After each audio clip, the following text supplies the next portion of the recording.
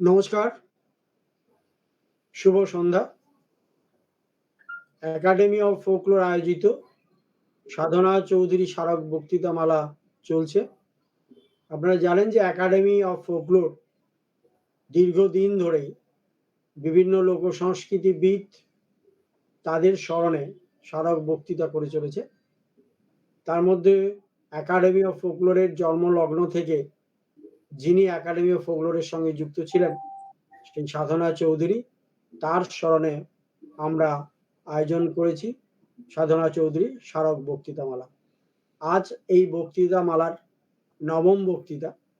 আজকের এই বক্তৃতামালায় যিনি বক্তব্য রাখবেন ডক্টর ফতেমা খাতুন। তার বিষয় বাককেন্দ্রিক লোক ঐতিহ্যের স্বরূপ, প্রসঙ্গ তারাশঙ্করের উপন্যাস। প্রথমে একাডেমি অফ ফোকলোরের পক্ষ থেকে ডক্টর ফতেমা খাতুনকে স্বাগত জানাচ্ছি তার এই গুরুত্বপূর্ণ আলোচনাটাই উপস্থাপনা করার জন্য। প্রথমে বলে রাখি যে আমরা বাংলা সাহিত্যের সঙ্গে যারা পরিচিত তারা তারাশঙ্করের তার লেখার সঙ্গে, তার রচনার সঙ্গে আমরা বিশেষভাবেই পরিচিত, কম বেশি। বিশেষ করে আমরা তার গণদেবতা বা হাঁসুলিবাগের কথা মোটামুটি সবার মুখে মুখে জানা। যেহেতু তারাশঙ্কর বীরভূমের, তার জন্মস্থান বীরভূম, গ্রামকে তিনি একদম কাছ থেকে দেখার সুযোগ পেয়েছেন এবং তার উপন্যাসের মধ্যে সেই গ্রামীণ সংস্কৃতির নানা দিক ছড়িয়ে রয়েছে। সেই দিকগুলো কিভাবে তার মধ্যে যেগুলো বাককেন্দ্রিক ঐতিহ্য, লোক ঐতিহ্য আমরা যাকে বলছি, আমরা লোক সংস্কৃতির চর্চার প্রেক্ষাপটিতে সেই বাককেন্দ্রিক লোক ঐতিহ্যগুলি তারাশঙ্করের উপন্যাসের মধ্যে কিভাবে প্রতিফলিত হয়েছে সেই দিকটি আজকের বক্তা ডক্টর ফতেমা খাতুন উপস্থাপনা করবেন। ডক্টর খাতুন সম্পর্কে তার পরিচিতি বা তার সম্পর্কে একটু আপনাদের অবগত করে। ডক্টর খাতুন তার যে শিক্ষাকর্ম, বিশেষ করে মাস্টার ডিগ্রি, এমফিল এবং পিএইচডি, এই সবগুলোই তিনি বর্ধমান বিশ্ববিদ্যালয় থেকে অর্জন করেছেন এবং তার এমফিলের যে বিষয় ছিল মুসলমান সমাজে প্রচলিত লোকবিশ্বাস ও লোক সংস্কার, জন্ম, বিবাহ, মৃত্যু, এই তিনটি দিকে মূলত মুসলিম সমাজের দিকগুলো তিনি এমফিল করেছেন এবং তারপরে 2005 সালে তারাশঙ্করের উপন্যাসের লোক ঐতিহ্য একটি সমীক্ষা, এই বিষয়ে তিনি গবেষণা করে বর্ধমান বিশ্ববিদ্যালয় থেকে তিনি পিএইচডি উপাধি লাভ করেছেন। প্রাথমিকভাবে তিনি, প্রাথমিক কেন বলবো, প্রথম থেকে তিনি শিক্ষা জগতের সঙ্গে যুক্ত। তার চাকরি জীবন বা কর্মজীবন তিনি শুরু করেছিলেন উচ্চ মাধ্যমিক বিদ্যালয় থেকে এবং তারপরে বা এখন তিনি যুক্ত রয়েছেন শ্রীরামকৃষ্ণ সারদা বিদ্যা মহাপীঠ, তার সঙ্গে সেখানে তিনি অধ্যাপনার কাজ করছেন, মূলত বাংলা সাহিত্যের তিনি অধ্যাপক। তিনি একাধিক বিষয় বলতে বাংলা সাহিত্যের এবং বিশেষ করে তিনি যেহেতু তার গবেষণা কাজকর্ম তারাশঙ্করের ওপর লোক সংস্কৃতি কেন্দ্রিক, তিনি লোক সংস্কৃতির বিষয় একাধিক পত্রপত্রিকায় তিনি প্রবন্ধ লিখেছেন এবং সেগুলো তার প্রকাশিত হয়েছে। এছাড়া তার উল্লেখযোগ্য গ্রন্থ আমরা যেটা পাই রাঢ়বঙ্গের লোকগীতির ঐতিহ্য ও তারাশঙ্করের উপন্যাস, এছাড়া লোককথার টাইপ, মোটিভ, প্রসঙ্গ তারাশঙ্করের উপন্যাস। তারাশঙ্করের উপন্যাসের যে লোক ঐতিহ্যগুলো আছে সেখানে যে টাইম মোটিভ আছে সেগুলো তিনি বিশ্লেষণ করেছেন, উপস্থাপনা করেছেন এবং গ্রন্থ রচনা করেছেন এবং বাংলা লোক সংস্কৃতি চর্চার ক্ষেত্রে বিশেষ করে সাহিত্যের প্রেক্ষাপটে দাঁড়িয়ে এই ধরনের গ্রন্থ খুবই উপযোগী এবং লোক সংস্কৃতি চর্চাকারীদের কাছে খুবই গুরুত্বপূর্ণ। আমি ডক্টর ফতেমা খাতুনকে আহ্বান জানাচ্ছি তার আজকের যে বিষয়, যে বাককেন্দ্রিক লোক ঐতিহ্যের স্বরূপ প্রসঙ্গ তারাশঙ্করের উপন্যাস, এই বিষয়ে তার যে বক্তব্য সেটা উপস্থাপনা করার জন্য ডক্টর ফতেমা খাতুন। নমস্কার, শুভ সন্ধ্যা। সকলকে ইংরেজি নববর্ষের শুভেচ্ছা জানাই। প্রথমে আন্তরিক কৃতজ্ঞতা জানাই একাডেমি অফ ফোকলোরকে আমাকে এই সাধনা চৌধুরী স্মারক বক্তৃতামালায় কিছু বলার সুযোগ করে দেওয়ার জন্য। আন্তরিক শ্রদ্ধা ও কৃতজ্ঞতা জানাই আমার স্যার ডক্টর পল্লব সেনগুপ্ত মহাশয়কে ও ম্যাডাম ডক্টর চন্দ্রমল্লী সেনগুপ্তকে। আজকে যে আমি এখানে বলতে এসেছি তার প্রাথমিক উদ্যোগটা ওনারাই নিয়েছিলেন। সেই সাথে আমি শ্রদ্ধা ও সম্মান জানাই এই সংস্থার সঙ্গে যুক্ত সকল গুণীজনকে, যাদের নিরন্তর আলোচনা, গবেষণায়, ফোকলোর চর্চায় নতুন নতুন মাত্রা যুক্ত হয়ে চলেছে। কৃতজ্ঞতা জানাই এই বক্তৃতামালার আয়োজক ও সঞ্চালকদের। আজকের আলোচনায় অংশগ্রহণকারী দর্শক শ্রোতাদের শুভেচ্ছা ও অভিনন্দন জানাই। এবার চলে আসি আমার আলোচনায়। আমার আলোচনার বিষয় বাককেন্দ্রিক লোকঐতিহ্যের স্বরূপ, প্রসঙ্গ তারাশঙ্করের উপন্যাস। বাককেন্দ্রিক লোকঐতিহ্যের উৎপত্তি লোকমুখে, লোকের মুখে মুখেই এর বিকাশ ও প্রচার লাভ। সাধারণত লোকসাহিত্যের উপাদানগুলিকেই লোকসংস্কৃতি বিজ্ঞানে বাককেন্দ্রিক লোকঐতিহ্য বলে পরিচালিত করা হয়েছে, যেমন লৌকিক ছড়া, প্রবাদ প্রবচন, লোককথা, লোকগীতি, গীতিকা, লোকভাষা ইত্যাদি। এইসব উপাদানগুলির সাধারণ পরিচয় নিয়ে নতুন করে কিছু বলার আবশ্যকতা নেই বলেই আমি মনে করছি। তবে আমরা চলে যাব সরাসরি মূল আলোচনায়, যেখানে তারাশঙ্করের উপন্যাসে এইসব লোকজ উপাদানগুলির প্রয়োগের প্রাসঙ্গিকতা, সেক্ষেত্রে লেখকের মৌলিকতাই বা কতখানি, এই দিকগুলি যেমন আমাদের আলোচনায় থাকবে, তেমনি সমাজ পরিবর্তনের সাথে সাথে লোক ঐতিহ্য যে বিবর্তিত হয় সেই বিবর্তনের রূপরেখাটিও স্পষ্ট হবে আমাদের আলোচনায়। এই আলোচনায় প্রবেশের আগে একটু দেখে নিতে হবে তারাশঙ্করের উপন্যাসে লোক ঐতিহ্য বা লোকজ উপাদান ব্যবহারের মূল সূত্রটি কি, যেটা নিহিত আছে তার সমকালীন দেশকালের প্রেক্ষিতে, এবং সেটা এক দীর্ঘ আলোচনার অবকাশ রাখে। কারণ সময় সংক্ষিপ্তির কথা মাথায় রেখেও দু চার কথা এ বিষয়ে বলতেই হয়। একথা ঠিক যে তারাশঙ্করের বহু পূর্ব থেকেই বাংলা উপন্যাসে, বলা যেতে পারে একেবারে সেই প্রাক বঙ্কিম পর্ব থেকেই লোকজ উপাদানের ব্যবহার হয়ে আসছে। কিন্তু তারাশঙ্কর উপন্যাসে লোকজ উপাদানের যে নিবিড় ও ব্যাপক ব্যবহার আমরা দেখি তা তার পূর্ববর্তী সমকালীনদের থেকে সেটা আলাদা। তারাশঙ্কর উপন্যাসে লোক ঐতিহ্যের ব্যবহার হয়েছে অনেকটা সহজাত প্রবণতা থেকে। তার যথেষ্ট কারণ আছে। প্রথমত, জমিদার বংশের উত্তরসূরি হিসাবে তারাশঙ্কর তার পারিবারিক পরিমণ্ডল থেকেই লাভ করেছিলেন ঐতিহ্য সচেতনতা। সেক্ষেত্রে বিভিন্ন পারিবারিক ব্যক্তিবর্গের প্রভাব ছিল তার জীবনে। দ্বিতীয়ত, তার মানস প্রকৃতির গঠন ক্রিয়া শুরু হয়েছিল যে বীরভূমের লাভপুরের মাটিতে শিকড় প্রথিত করে। সেই বীরভূম জেলার সাংগঠনিক বৈশিষ্ট্য ছিল কিছুটা স্বতন্ত্র ধরনের। এই নিসর্গ প্রকৃতিতে আপাত রুক্ষতার বাইরের রুক্ষতার অন্তরালে ছিল একটি অন্তঃশীলা কোমল রূপ। নিসর্গ প্রকৃতির এই দ্বিবিধ রূপের মতো বীরভূমবাসীর জীবন প্রবাহেও দুটি বিপরীত প্রবণতা সমান্তরালে প্রবাহিত ছিল। এক হচ্ছে শাক্তের দৃঢ় বলিষ্ঠতা, আর দুই হচ্ছে বৈষ্ণবের উদার মহানুভবতা। তারাশঙ্কর তার জীবন সাধনায়, শিল্প সাধনায় এই দুই প্রবণতাকেই আত্মস্থ করেছিলেন। অখণ্ড জীবনের সন্ধানে রত হয়ে বারবার এই দুই প্রবণতার দ্বন্দ্বে তিনি ক্ষতবিক্ষত হয়েছেন।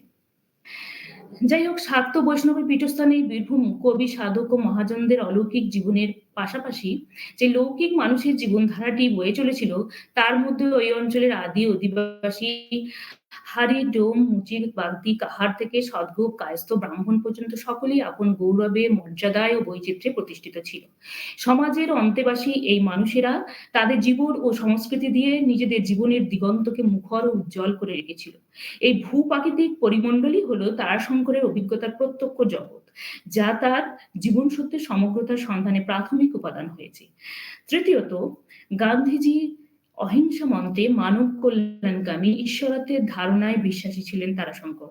তাই কোনো ঐতিহাসিক ও ভৌগোলিক ভারতবর্ষ নয়, তার জীবন দর্শনের মূলে ছিল এক ঐতিহ্যময় সনাতন ভারতবর্ষের উপলব্ধি। আর সেই সত্যে পৌঁছাতে তার সাহিত্য রচনায় মুখ্য অবলম্বন হয়েছে রার বাংলা তথা রার বীরভূমের লোকায়ত জীবন, যে জীবন অতিবাহিত হয় এক ঐক্যবদ্ধ গোষ্ঠী চেতনার দ্বারা। সে কারণেই তার সাহিত্যে ব্যক্তি গুরুত্ব পায়নি, গুরুত্ব পেয়েছে সমূহ বা জনতা। তাই কল্লোলের কালে সাহিত্য রচনা করেও এবং যুব জীবনের অস্থিরতা তার মনকে স্পর্শ করলেও সাহিত্যে, বিশেষত উপন্যাসে তার খুব বেশি প্রভাব পড়েনি। আসলে ব্যক্তির সাথে সমগ্র জনসমাজ ছিল তার ভালোবাসার পাত্র।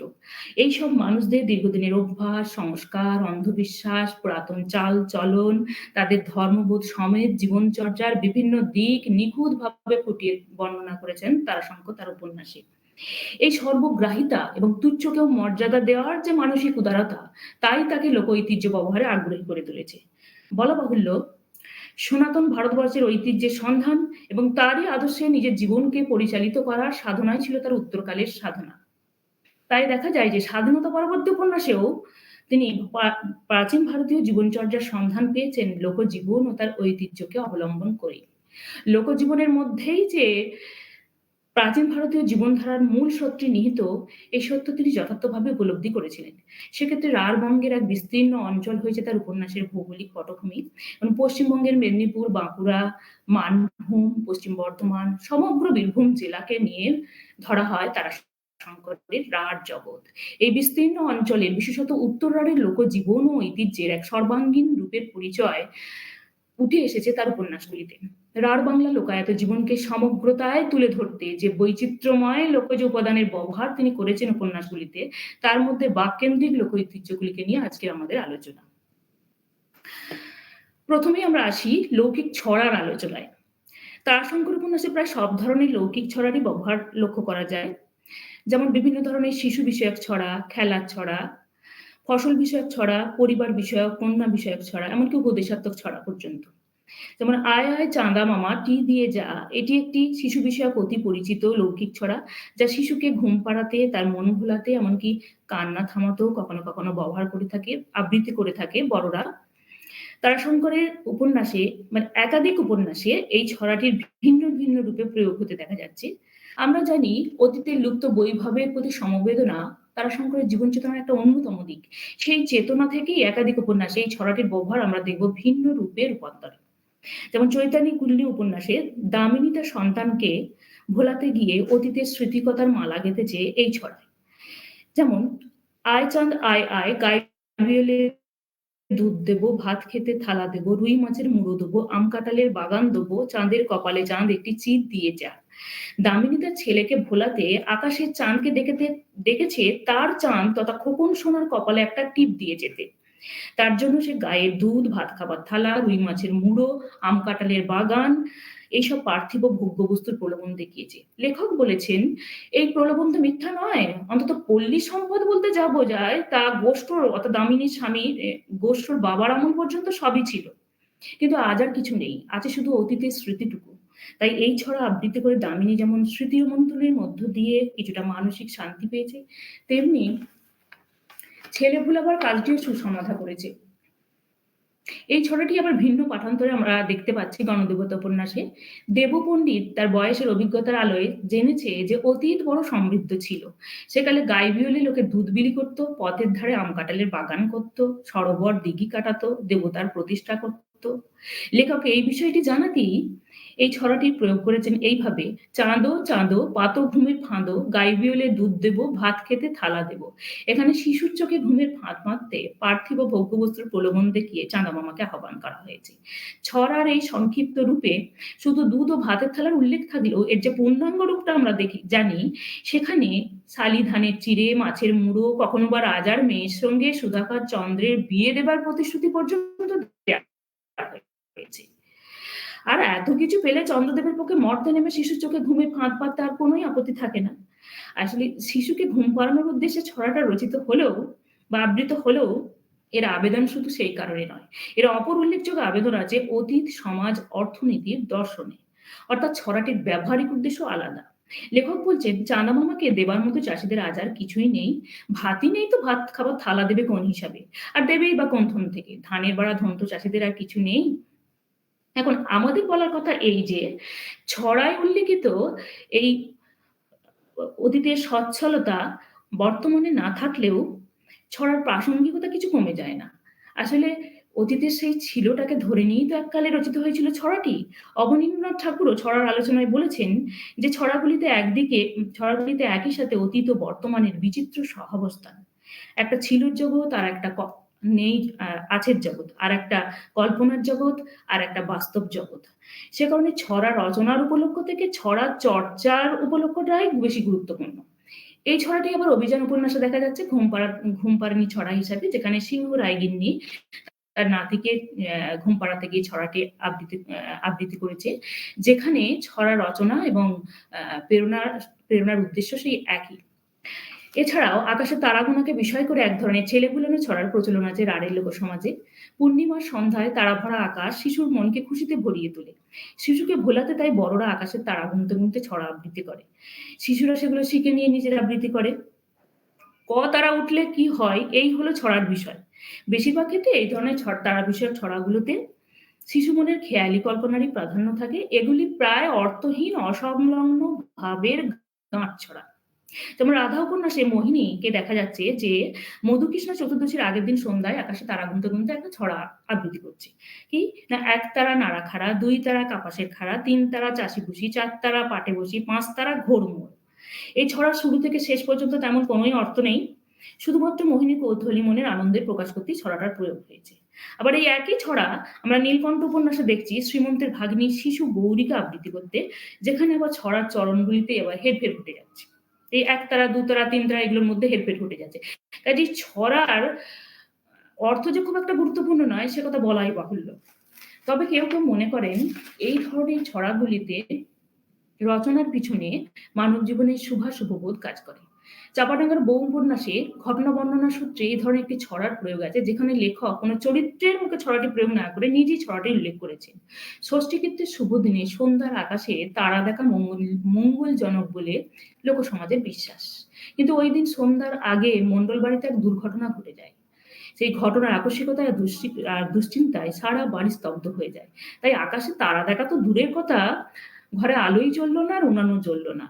অথচ ষষ্ঠীর সন্ধ্যাবেলায় দেবী দুর্গার আবাহন হয়ে গেল। সেতাব সেখান থেকে কাজ সেরে এসে বাড়িতে ঢুকে কাণ্ড কারখানা থেকে হতভম্ব হয়ে যায়। এই পরিস্থিতির বর্ণনা দিতে গিয়ে প্রসঙ্গক্রমে লেখক একটি তারা গোনার ছড়ার উল্লেখ করেছে। ছড়াটি এইরকম: ১ তারা উঁকি ঝুঁকি, ২ তারা ঝিকিমিকি, ৩ তারা ঘোর নামে, ৪ তারা পাখি থামে, ৫ তারা পঞ্চদ্বীপ, ৬ তারা শাঁখ বাজে, ৭ তারা সাত ভেয়ে, ৮ তারা অরুন্ধতী, ৯ তারা অন্ধকার, আর ১০ তারাতে একাকার। এখানে ছড়ার অর্থ যাই হোক না কেন, তো লেখক যেন বলতে চেয়েছেন যে আকাশের চাঁদ এবং চাঁদের চারপাশে এক এক করে অসংখ্য তারা উঠে আকাশ ভরে গেল, তবু মণ্ডল বাড়িতে কেউ উঠল না, আলোও জ্বলল না। ছড়াটিতে অশুভ ইঙ্গিতই যেন দিতে চেয়েছেন লেখক। তাছাড়া তারাশঙ্কর উপন্যাসে বেশ কিছু খেলার ছড়ার ব্যবহার আছে, যেগুলি নিছক আনন্দ পেতেই ব্যবহৃত হয়েছে।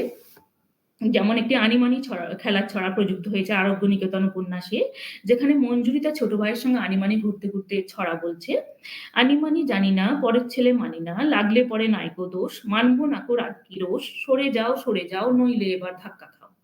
এই ছড়াতে ভাবের অসঙ্গতি তেমন নেই, অন্তত খেলার যে পদ্ধতি ওই ঘুরে ঘুরে, তার সঙ্গে ছড়াটি মোটের উপর সঙ্গতিপূর্ণ হয়েছে। তবে খেলার ছড়াগুলি মূলত অর্থহীন, অকারণ আনন্দের জন্যই সৃষ্টি। ছোটদের রচনা বলে অনেক সময় ছড়াগুলিতে উদ্ভট অপ্রাসঙ্গিক বিষয়, ভাবের অসঙ্গতি থাকে, তবে সেটা ছড়ার রসতৃপ্তিতে খুব একটা বাধা হয়ে দাঁড়ায় না। আবার মাঠে ফসল ফলানো এবং সেই ফসল ঘরে তুলে এনে উৎসব করা ইত্যাদি নানা পর্যায়কে উপলক্ষ করে বীরভূমের লোকসমাজে যেসব ছড়া প্রচলিত আছে, তারও কিছু কিছু প্রয়োগ আমরা তারাশঙ্কর উপন্যাসে লক্ষ্য করতে পারবো। যেমন চৈতালি ঘূর্ণি উপন্যাসে দেখছি যে মাঠ ভরা ধান দেখে গোষ্ঠের মন খুশিতে ভরে উঠছে, তাই আশাকাঙ্ক্ষায় বুক বেঁধে সে তার হৃদয়ের উচ্ছ্বাসকে বাংময় করে তুলছে ছড়ার ছত্রে ছত্রে। ধান ধান ধান, ধান রাখবে জান, ঋণ শোধিব খাজনা দিব, ধানে রাখবে আমার মান, নতুন বস্ত্র পুরনো অন্ন, এই যেন খেতে পাই জন্ম জন্ম। গ্রাম বাংলার কৃষকেরা মাঠের ফসলের উপর নির্ভর করেই বেঁচে থাকে। ছড়াতে তারই প্রতিধ্বনি আছে। লক্ষ্য করতে হবে আমাদের ছড়ার শেষ ২ ছত্র, যেখানে গোষ্ঠর স্বপ্ন কামনা অত্যন্ত সঙ্গতিপূর্ণ। নতুন বস্ত্র পরিধান করার এবং পুরনো চালের ভাত খাওয়ার স্বপ্ন, সে তো ধান ভালো হলে তবেই পূরণ হবে। সুতরাং ফসলই তাদের ঘরের লক্ষ্মী, আর সেই লক্ষ্মীকে ঘরে বেঁধে রাখতে কতই না সাধ্য সাধনা করে চলেছে পল্লী বাংলার নরনারীরা। সেই সুপ্রাচীন কাল থেকে শুধু ছড়ায় নয়, প্রবাদে, গানে তার কত ছবিই না ধরা আছে। এরকম আরেকটি ছড়ার উল্লেখ করা যায়, যখন মাঠের ধানকে ঘরে তুলে এনে সেই নতুন অন্নে ঘরে ঘরে উৎসব হয়। এইরকমই রাঢ় বাংলার একটি বড় উৎসব হলো নবান্ন উৎসব। কাহারদের নবান্ন উৎসবের একটি ছড়া এইরকম। ল লাললাম, ল চাললাম, ল পুরনোয় ঘর বাঁধলাম, নতুনে বাখার বাঁধি পুরনো খাই, এই খেতে যেন জনম যায়। নতুন বস্ত্র পুরনো অন্ন, তোমার কৃপাতে জীবন ধন্য। ল মানে ওদের আঞ্চলিক ভাষায় নতুন। ল কথার অর্থ। নবান্ন উৎসবে নতুন অন্ন নিয়ে নাড়াচাড়া করা হয়, নানা রকম খাবার তৈরি করা হয়। ঘর সংসারে যেখানে যত লক্ষ্মীর চিহ্ন আছে সেখানে নতুন অন্ন রাখা হয়। পুরনো অন্ন আর নতুন অন্ন উভয়কে নিয়েই ঘর বাঁধা হয়। নতুন ধান মড়াই ভেঙে রেখে পুরনো চালের ভাত খাওয়ার এবং নতুন বস্ত্র পরিধান করার স্বপ্নই তো গ্রাম বাংলার মানুষের চিরকালীন স্বপ্ন। লক্ষ্মী অন্নপূর্ণার কৃপাতেই সেই স্বপ্ন পূরণ সম্ভব। ছড়াতে তারই ইঙ্গিত আছে। এই ছড়াটিতে জীবন রসের প্রকাশে আঞ্চলিকতার লক্ষণযুক্ত ভাষায়, ছন্দে, সুরের নিপুণ প্রয়োগে ছড়াটি রসোত্তীর্ণ হয়েছে। এছাড়াও আছে পরিবার বিষয়ক ছড়া, কিছু আছে কন্যা বিষয়ক ছড়া। কন্যা সন্তানকে অনাদর করে যেমন একটি ছড়া আছে আমাদের লোক সমাজে। ব্যাটা ছেলে সোনার ছেলে খাবে দুধের স্বর, মেয়ে ছেলে ছাই খেলে যাবে পরের ঘর। এই ছড়াটির প্রয়োগ আমরা ঝড় ও ঝরা পাতা উপন্যাসে দেখতে পাচ্ছি নেবুর মুখে। কিছুটা ব্যঙ্গাত্মক প্রয়োগ হয়েছে।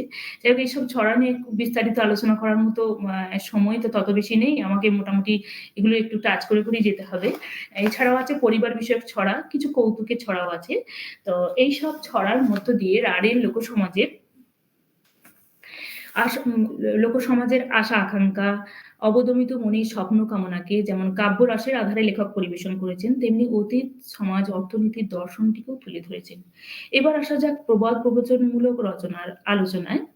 তারাশঙ্করের আঞ্চলিকতা লক্ষণযুক্ত উপন্যাসগুলিতে তো বটেই, অন্যান্য প্রায় সব উপন্যাসেই কিছু না কিছু প্রবাদমূলক রচনার ব্যবহার আছে।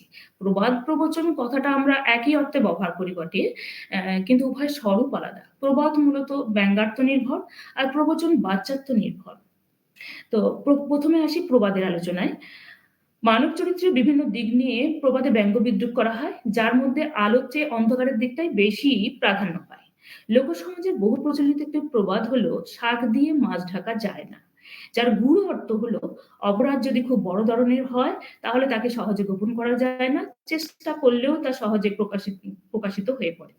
আরণ্যনিকেতন উপন্যাসে জীবন ডাক্তারের বাবা জগবন্ধু কবিরাজকে তার বিষয়ী হিসেবে বন্ধু ঠাকুরদাস একবার বলেছিলেন রসিকতা করে যে তাদের কবিরাজি চিকিৎসায় নাকি ডাক্তারদের লাভ প্রচুর, নাড়ি টিপে আর গাছগাছরা তুলে এনে ছেঁচে পিষে পাচন বড়ি দিলেই পয়সা, আর রোগীদের সেখানে ধনে প্রাণে মরণ, তাদের লাভ কিছুই নেই। জগবন্ধু মশাই অবশ্য মহাভারতের ধর্ম যুধিষ্ঠিরের প্রশ্নোত্তরের প্রসঙ্গ এনে বলেছিলেন জগতের শ্রেষ্ঠ লাভই তো আরোগ্য লাভ। ঠাকুরদাস তবুও ব্যঙ্গ করে হাসতে হাসতে বন্ধুকে বলেছিলেন শাক দিয়ে মাছ ঢাকা যায় না জগ, তা সে গঙ্গা পাড়ের নালতে শাক হলেও না, ও তো ধর্মপুত্র যুধিষ্ঠিরের সংস্কৃত শ্লোকেও কবরেজের লাভের হিসেব মিলবে না। এখানে দেখা যাচ্ছে প্রবাদের মূল কাঠামোকে তুলে ধরার পরেও একাধিক বাক্যের প্রয়োগ আছে যেখানে লেখক ব্যঙ্গাত্মটিকে আরো স্পষ্ট করে তোলার চেষ্টা করেছেন। সেরকমই কোনো ব্যক্তি পতনের পূর্বে যদি খুব বাড়াবাড়ি করে তাহলে লোকসমাজে তাকে মরণের পূর্বাভাস বলে ধরে নেয়। এই বিষয়ক একটি জনপ্রিয় প্রবাদ হলো পিপিলিকার পাখা উঠে মরিবার তরে। হাসিলি বাঁকের উপকথায় প্রবাদটির অসাধারণ প্রয়োগ দেখা যায় বনোয়ারির মুখে। সামর্থ্য না থাকলেও বনোয়ারি কর্তা বাবার আদেশ অমান্য করে কোঠাবাড়ি বানায়নি, কিন্তু করালি নিয়ম ভেঙে কোঠাবাড়ি বানালে বনোয়ারি বলেছে পিপিলিকার পাখা উঠে মরিবার তরে, মঙ্গল অমঙ্গল মানে না, ঝকঝকে কিছু দেখলেই ফরফর করে উড়ে যায়, উড়ে মরে, ধাক্কা খেয়ে মরে, দিশেহারা দেশহারা হয়ে মরে। এখানেও দেখা যাচ্ছে প্রবাদের মূল কাঠামোটি তুলে ধরার পর একাধিক ছোট ছোট বাক্যে প্রবাদের ব্যঙ্গাত্মকটিকে স্পষ্ট করে তোলার চেষ্টা আছে। মানব জীবন ও চরিত্র ছাড়া সমাজ সংসারের নানা দিক নিয়ে প্রবাদে ব্যঞ্জিত হতে দেখি তারাশঙ্করের বিভিন্ন উপন্যাসে। কোন অতীত ঐতিহ্যকে স্মরণ করে প্রত্যেক জাতি যেমন গর্ব অনুভব করে, তেমনি সেই ঐতিহ্যকে লুপ্ত হয়ে গেলে তার জন্য শুধু থাকে আক্ষেপ আর দীর্ঘশ্বাস। এই বিষয়ক একটি প্রবাদ রাঢ়ের প্রচলিত প্রবাদ হলো সে রামও নেই সে অযোধ্যাও নেই। এইরকম সুখ শান্তি ও বৈভবকে হারিয়ে প্রবাদে আক্ষেপ করতে দেখা যায় তার বিভিন্ন উপন্যাসের চরিত্রকে। যেমন কবি উপন্যাসে ঝুমুর দলে প্রৌঢ়া মাসি তাদের ঝুমুর দলের অতীত সমৃদ্ধিকে হারিয়ে এই প্রবাদে আক্ষেপ করে বলেছে মা সে রামও নাই সে অযোধ্যেও নাই, সে দেশে আর আমাদের সে আদরও নেই। কর্তা বাবা তথা কালারুদ্রের মহিমা হারিয়ে হাসিলিবাগের উপকথায় সুচাঁদও আক্ষেপ করেছে ওই একই প্রবাদে। আবার পাপ পুণ্য ধর্মকর্ম এইসব বিষয় নিয়েও তারাশঙ্কর উপন্যাসে বহু প্রবাদের প্রয়োগ আছে। যেমন পাপীর কোনো পাত্র বিচার নাই, এই বিষয়ক একটি জনপ্রিয় প্রবাদ হলো পাপ বাপকে ছেড়েও কথা কয় না। ডাক হরকর উপন্যাসে এই প্রবাদটি অসাধারণ প্রয়োগ আছে। দীনবন্ধু রানারের ছেলে নিতাই সে বাসিনীর মতো এক রঙিলা মেয়ের সঙ্গে মিশে ঘর ছাড়ে এবং অসৎ চক্রে পড়ে। দীনবন্ধু পুত্রকে ১ম বার উদ্ধার করে নিয়ে আসার সময় তাকে সাবধান করে দেয়। কি বলেন না? কিন্তু খবরদার ওসব মেয়ে ছ্যা মারাবি না। ওসব মেয়ে সাক্ষাৎ পাপ। জগতে সব সয় কিন্তু পাপ সয় না। এখানে দেখা যাচ্ছে প্রবাদের মূল কাঠামোটি আছে একেবারে শেষে। কিন্তু তার ১ম থেকেই ব্যা মানে এই ব্যঙ্গাত্মটিকে স্পষ্ট করার একটা চেষ্টা রয়েছে। এছাড়া তারাশঙ্কর উপন্যাসে বেশ কিছু প্রবাদ আছে যেগুলোকে চরণ ভেঙে একাধিক পদে বা বাক্যে রূপ দেয়া হয়েছে অর্থকে বজায় রেখে। যেমন ধাত্রী দেবতায় পিসিমা শৈলজা দেবী একবার কানুনগোর কথায় বাধা দিয়ে বলছেন যে, "উনি গাঁজাখোর। তাছাড়া উপরের দিকে থুতু ছুঁড়ে লাভ তো কিছু হয় না, সে নিজের গায়েই এসে পড়ে।" এর গূঢ় অর্থ হলো যে নিজের লোকের বদনাম করলে তার কলঙ্ক নিজেকেই এসে লাগে। তেমনি হাসিলবাগের উপকথায় সুচাঁদকে উদ্দেশ্য করে বলা হয়েছে, "পিসি হলো গোদালরি ছামুন্দরী। যখন যার কাছে তখন তারই।" আর গূঢ়ার্থ হলো যে ব্যক্তিত্বহীন ব্যক্তি যখন যার কাছে থাকে তখন তার হয়েই কথা বলে। এরকম বহু মানে অসংখ্য প্রবাদ আছে নানা বিষয়কে অবলম্বন করে তারাশঙ্করের উপন্যাসে। এছাড়াও আছে সংস্কৃত এবং হিন্দি প্রবাদেরও ব্যবহার। হিতোপদেশ, পঞ্চতন্ত্র প্রভৃতি গ্রন্থের নীতিবাক্য, চাণক্য শ্লোক, উদ্ভট শ্লোকের কিছু অংশ নীতিবাক্য রূপে তারাশঙ্করের উপন্যাসে প্রবাদ বাক্য রূপে ব্যবহৃত হয়েছে। যেমন সংস্কৃত প্রবাদ, আ আ কিছু সংস্কৃত প্রবাদ হলো আরোগ্যনিকেতন উপন্যাসে আছে লাভানাং শ্রেয় আরোগ্যম ষটে ষাট্টং সমাচরের দরিদ্র গুণ রাশি নাশি এগুলো আছে রাধা উপন্যাসে। তেমনি পদচিহ্ন উপন্যাসে আছে কীর্তির্যস্য সজীবতি, হ্যাঁ? তেমনি কিছু হিন্দি প্রবাদের উদাহরণ দেয়া যায়। যেমন নীলকণ্ঠ উপন্যাসে আছে सिर का ताज मर्द का मान, जुत्ती और जरूर दू ही समान। ধাত্রীদেবতায় আছে বাপ কা বেটা সিপাই কা ঘোড়া। সুখসারি কথায় আছে সালা ৩ দিন কা যোগী তাও পা বরাবর জটা। এইরকম বহু উপন্যাসেরই বহু প্রবাদের ব্যবহার আমরা তারাশঙ্কর উপন্যাসে পাবো। এছাড়াও আছে প্রবাদমূলক বাক্যাংশ তথা প্রভার্বিয়াল ফ্রেজের ব্যবহার যেগুলো ব্যঙ্গাত্মক প্রকাশে সক্ষম হলেও প্রবাদের বাক্যকে অর্থকে সম্পূর্ণ করতে পারে না, সহায়ক হয়ে ব্যবহৃত হয়। যেমন আরব্যনিকেতনে আছে এক হাত নেওয়া। কথা শেষ করে এক হাত নেওয়ার আনন্দে হো, হো করে হেসেছিলেন তিনি। চৈতালি ঘূর্ণিতে আছে চোরের মন পুঁই মজাতে। সেখানে দামিনী বলেছে, "চোরের মন পুঁই মজাতে কলঙ্ক বুঝি আর কিছুতে হয় না?" কালিন্দীতে আছে নাকে ঝামা ঘষা। দিলে তো চক্রবর্তীরা নাকে ঝামা ঘষে। তেমনি কাক কেটে অমাবস্যা, ভস্মে ঘি ডালা এরকম প্রবাদমূলক বাক্যাংশের বহু ব্যবহার আছে। আছে বিশিষ্টার্থক শব্দগুচ্ছ বা বাগধারা বা ইডিয়াম যাকে বলি তার বহু প্রয়োগ। যেমন রাধা উপন্যাসে আছে ৭ খুন মা। একটা দুটো কেনে ৭ খুন মা ওদের। তেমনি আছে দু নৌকায় পা। আরব্যনিকেতনে বলছে, "আমি বলছি ভাই দু নৌকায় পা রেখে তো চলবে না। হয় কবিরাজি নয় এলাপতি। দুটোর একটা করতে হবে।" এইরকমই অসংখ্য বাগধারা আছে যেমন হাত ধরা, ধর্মের ষণ্ড, চাঁদের হাট, পায়াবাড়ি, আকাশকুসুম প্রভৃতি। এবার আসি প্রবচনের কথায়। প্রবচনে প্রবাদের মতো ভিন্ন কোনো তাৎপর্যে প্রবচন প্রযুক্ত হয় না। অর্থাৎ বাচ্চাত্বের অতিরিক্ত কোনো লক্ষ্যনাট্য প্রবচনে থাকে না। একটি মাত্র সরল বাক্যেও প্রবচন রচিত হতে পারে, একাধিক বাক্যেও প্রবচন রচিত হতে পারে। কিছু উদাহরণ দেয়া যায়। যেমন সর্বমত উপন্যাসে আছে, "ভিখিরির বেটি ভিখিরি, স্বভাব যায় না মূলে, ইল্লত যায় না ধুলে, ভিখ মাগতে বেরিয়েছে।" এর বাচ্চাত্বটি হলো এই যে যার যা স্বভাব তার পরিবর্তন হয় না। তেমনি কালিন্দী উপন্যাসে আছে, "বামুন বাদুল বান দক্ষিণা পেরিয়ে যান।" দক্ষিণা বাতাস বইতে আরম্ভ করেছে, "যাও এইবার যাও, কোথায় যাবে?" অর্থাৎ উপযুক্ত দক্ষিণা পেলে বামুন খুশি হয়ে বিদায় নেয়, আর দক্ষিণা বাতাস বইতে শুরু করলে বাদল ও বন্যাও বিদায় নেয়। ধাত্রীদেবতায় শিবনাথ নেকড়ের বাচ্চা পুষতে চাইলে পিসিমা বলেছে, "নেকড়ের বাচ্চা পুষে কি হবে? ওরা হিংস্র পশু। আর পশু পাখি পাশা এ ৩ সর্বনাশা। তোমার এখন পড়ার বয়স, বুঝলে?" এর পাশ্চাত্য হলো যে পশু পাখি পোষার নেশা আর পাশা খেলার নেশা মানুষকে অলস কর্মহীন করে। পঞ্চগ্রাম উপন্যাসে আছে একটা বেশ কয়েকটি বাক্য জুড়ে একটি প্রবচন। "গোলা ভরা ধান, গোয়াল ভরা গাই, পুকুর ভরা মাছ, বাড়ির পাঁদারে গাছা, বউ বেটির কোলে বাছা, গায়ের কোলে নই, লক্ষ্মী বলেন ওইখানেই রই।" অর্থাৎ নিজের সন্তান, বাড়ির গাছ আর পুকুরের মাছ এগুলি গৃহস্থের উপকারে লাগে। তেমনি রায়কমলে আছে, "বেঁচে থাকুক চূড়াবাসী, রায় হেন কত মিলবে দাসী।" অর্থাৎ কৃষ্ণ বেঁচে থাকলে রাধার মতো অনেক সুন্দরী দাসী মিলে যাবে। এরকমই অনেক প্রবচনের উদাহরণ দেয়া যায়। যেমন চাপাডাঙ্গার বউতে আছে, বুদ্ধিগুণেই হা ভাত, বুদ্ধিগুণেই খা ভাত, মন্বন্তরে আছে, জন্ম মৃত্যু বিয়ে ৩ বিধাতা নিয়ে, অভিযান উপন্যাসে আছে, অতি বড় ঘরন্তী না পায় ঘর, অতি বড় সুন্দরী না পায় বর। এইরকম অসংখ্য প্রবচনের ব্যবহার আছে তারাশঙ্করের উপন্যাসগুলিতে। এছাড়াও আছে প্রবাদমূলক রচনা হিসাবে বিভিন্ন ডাক ও খনার বচনের ব্যবহার। যেগুলো প্রকৃতি, ঋতু ও ফসলকে বিষয় করে রচিত। আর এগুলোর মধ্যে ছড়ার গুণ বর্তমান। যেমন গণদেবতা থেকে একটি ডাকের বচনের উদাহরণ দেয়া যায়। ফাল্গুনে আট, চৈত্রে আট, সেই তিল দায়ে কাট, কিংবা পটল রুইলে ফাগুনে, ফল পাকে দ্বিগুণে। তেমনি আরেকটি খনার বচনের উদাহরণ দিই, চাপাডাঙ্গার বউ উপন্যাস থেকে। যেখানে বলছে, কর্কটে ছরকট, সিংহে শুকা, কন্যা কানে কান, বিনা বায়ে তুলায় বর্ষে, কোথায় রাখিবি ধান? বউ কনে যতন করে নিকাও অমন ক্ষণ। এর মধ্যে আঞ্চলিক প্রবাদ বা উপভাষার প্রবাদই বেশি। মোটের উপর প্রবাদের ব্যবহারে তারাশঙ্কর একজন কুশলী শিল্পী। এরপর আসা যাক লোককথার আলোচনায়।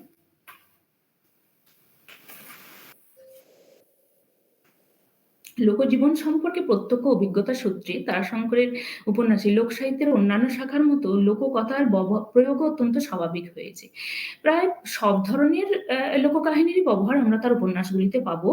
সেক্ষেত্রে প্রথমেই একটি বিষয় আমাদের উল্লেখ করতে হবে যে উপন্যাসের কাহিনী রচনায় যে গল্প বলার ঢং বা রীতি তিনি অনুসরণ করেছেন তা লোককাহিনী বলার পক্ষে বা লোককথা ব্যবহারের পক্ষে বিশেষ উপযুক্ত হয়েছে। যেমন হাঁসুলিবাগের কাহিনী বর্ণিত হয়েছে উপকথার গল্প বলার ঢঙে। সুচাঁদ সেখানে লেখকের হয়ে গল্প বলেছে। তেমনি জীবনের উত্তর পর্বে রচিত ভুবনপুরের হাট উপন্যাস, সেখানেও এই উপন্যাসের কাহিনী পরিকল্পিত হয়েছে প্রচলিত প্রবাদ নির্ভর একটি কাহিনীকে ভিত্তি করে। আমি এখন কিছু লোককাহিনী তথা লোককথার উদাহরণ দেব এবং তার মধ্যে থেকে টাইম মোটিভের কিছু উল্লেখ করার চেষ্টা করব। এই টাইম মোটিভ নির্ণয়ের ক্ষেত্রে আমি আর্নে থমসনের type motif index of folk literature এবং ডক্টর পল্লব সেনগুপ্ত, ডক্টর আশরাফ সিদ্দিকী মহাশয় এবং ডক্টর দিব্যজ্যোতি মজুমদার মহাশয়ের টাইম মোটিভ সংক্রান্ত গ্রন্থগুলির সাহায্য নিয়েছি। কয়েকটি তবে সময়ের কথা ভেবে আমি মোটিভের সূচক সংখ্যাগুলো উল্লেখ না করে শুধু মোটিভগুলোর কথাই বলবো। যেমন কালিন্দী উপন্যাসে তার সাঁওতালদের চরে গেলে নায়ক অহিন্দ্রকে সাঁওতালদের কমল মাঝি তাদের সাঁওতালি পুরাকথায় পৃথিবী সৃষ্টির রহস্য কথা শুনিয়েছে খুব জাঁকিয়ে। সৃষ্টি বিষয়ক সেই পুরা কাহিনীর কয়েকটি উল্লেখযোগ্য মোটিভ হলো, আদিম জলভাগ থেকে পৃথিবীর সৃষ্টি, জীবজন্তুর পিঠে পৃথিবী অবস্থিত, কথা বলা পাখি, কথা বলা হাঁস, উপকারী বোয়াল মাছ, উপকারী কেঁচো ইত্যাদি। লোকসমাজে বহু প্রাচীনকাল থেকে স্বর্গ, মর্ত্য ও পাতাল সম্পর্কে নানা কাহিনী সৃষ্টি হয়েছে এবং ঐতিহ্যের ধারাকে অনুসরণ করে সেগুলো সেই সব কাহিনী রূপে রূপান্তরে আজও প্রবহমান। গণদেবতা উপন্যাস থেকে এরকম একটি পুরা কাহিনীর উদাহরণ দিই।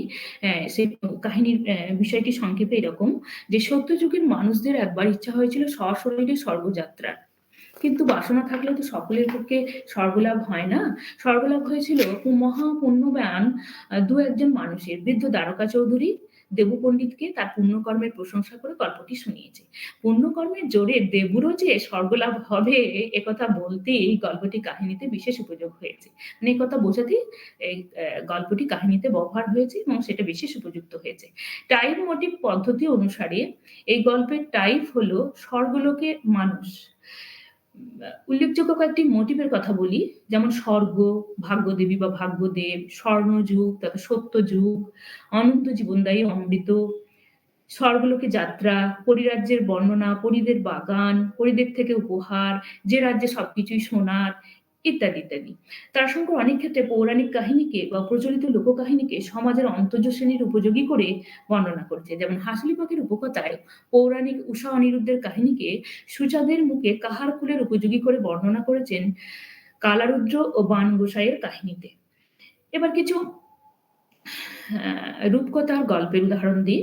রূপসরোবরে স্নান করে নারীর রূপবতী হওয়ার কাহিনী রূপকথার অতি পরিচিত একটি মোটিভ। স্বর্গমত্ত উপন্যাসে বৈষ্ণবী ব্রজদাসীর ছেলে দুলালের ভাবনায় লেখক এইরকমই একটি রূপকথার কাহিনীকে সংযুক্ত করেছেন, যার উল্লেখযোগ্য মোটিভগুলি হলো জলের ছোঁয়ায় রূপ পরিবর্তন, স্নানের মাধ্যমে সৌন্দর্য, চোখ ধাঁধানো রূপ, জীবে দয়া, পুরস্কৃত, কৃতজ্ঞতা বোধ ইত্যাদি। রূপকথার গল্পে সোনার গাছ, সোনার ফুল, ফল ইত্যাদি অতি পরিচিত মোটিভ। এই মোটিভ নির্ভর একটি কাহিনীকে নাগিনী কন্যার কাহিনীতে কাহিনী বর্ণনার সূত্রে গেঁথে দিয়েছেন লেখক। নাগিনী কন্যাদের নাকি কুল ভেঙে অন্যত্র যাওয়া নিষেধ, গেলে তাদের ফিরবার পথ থাকে না।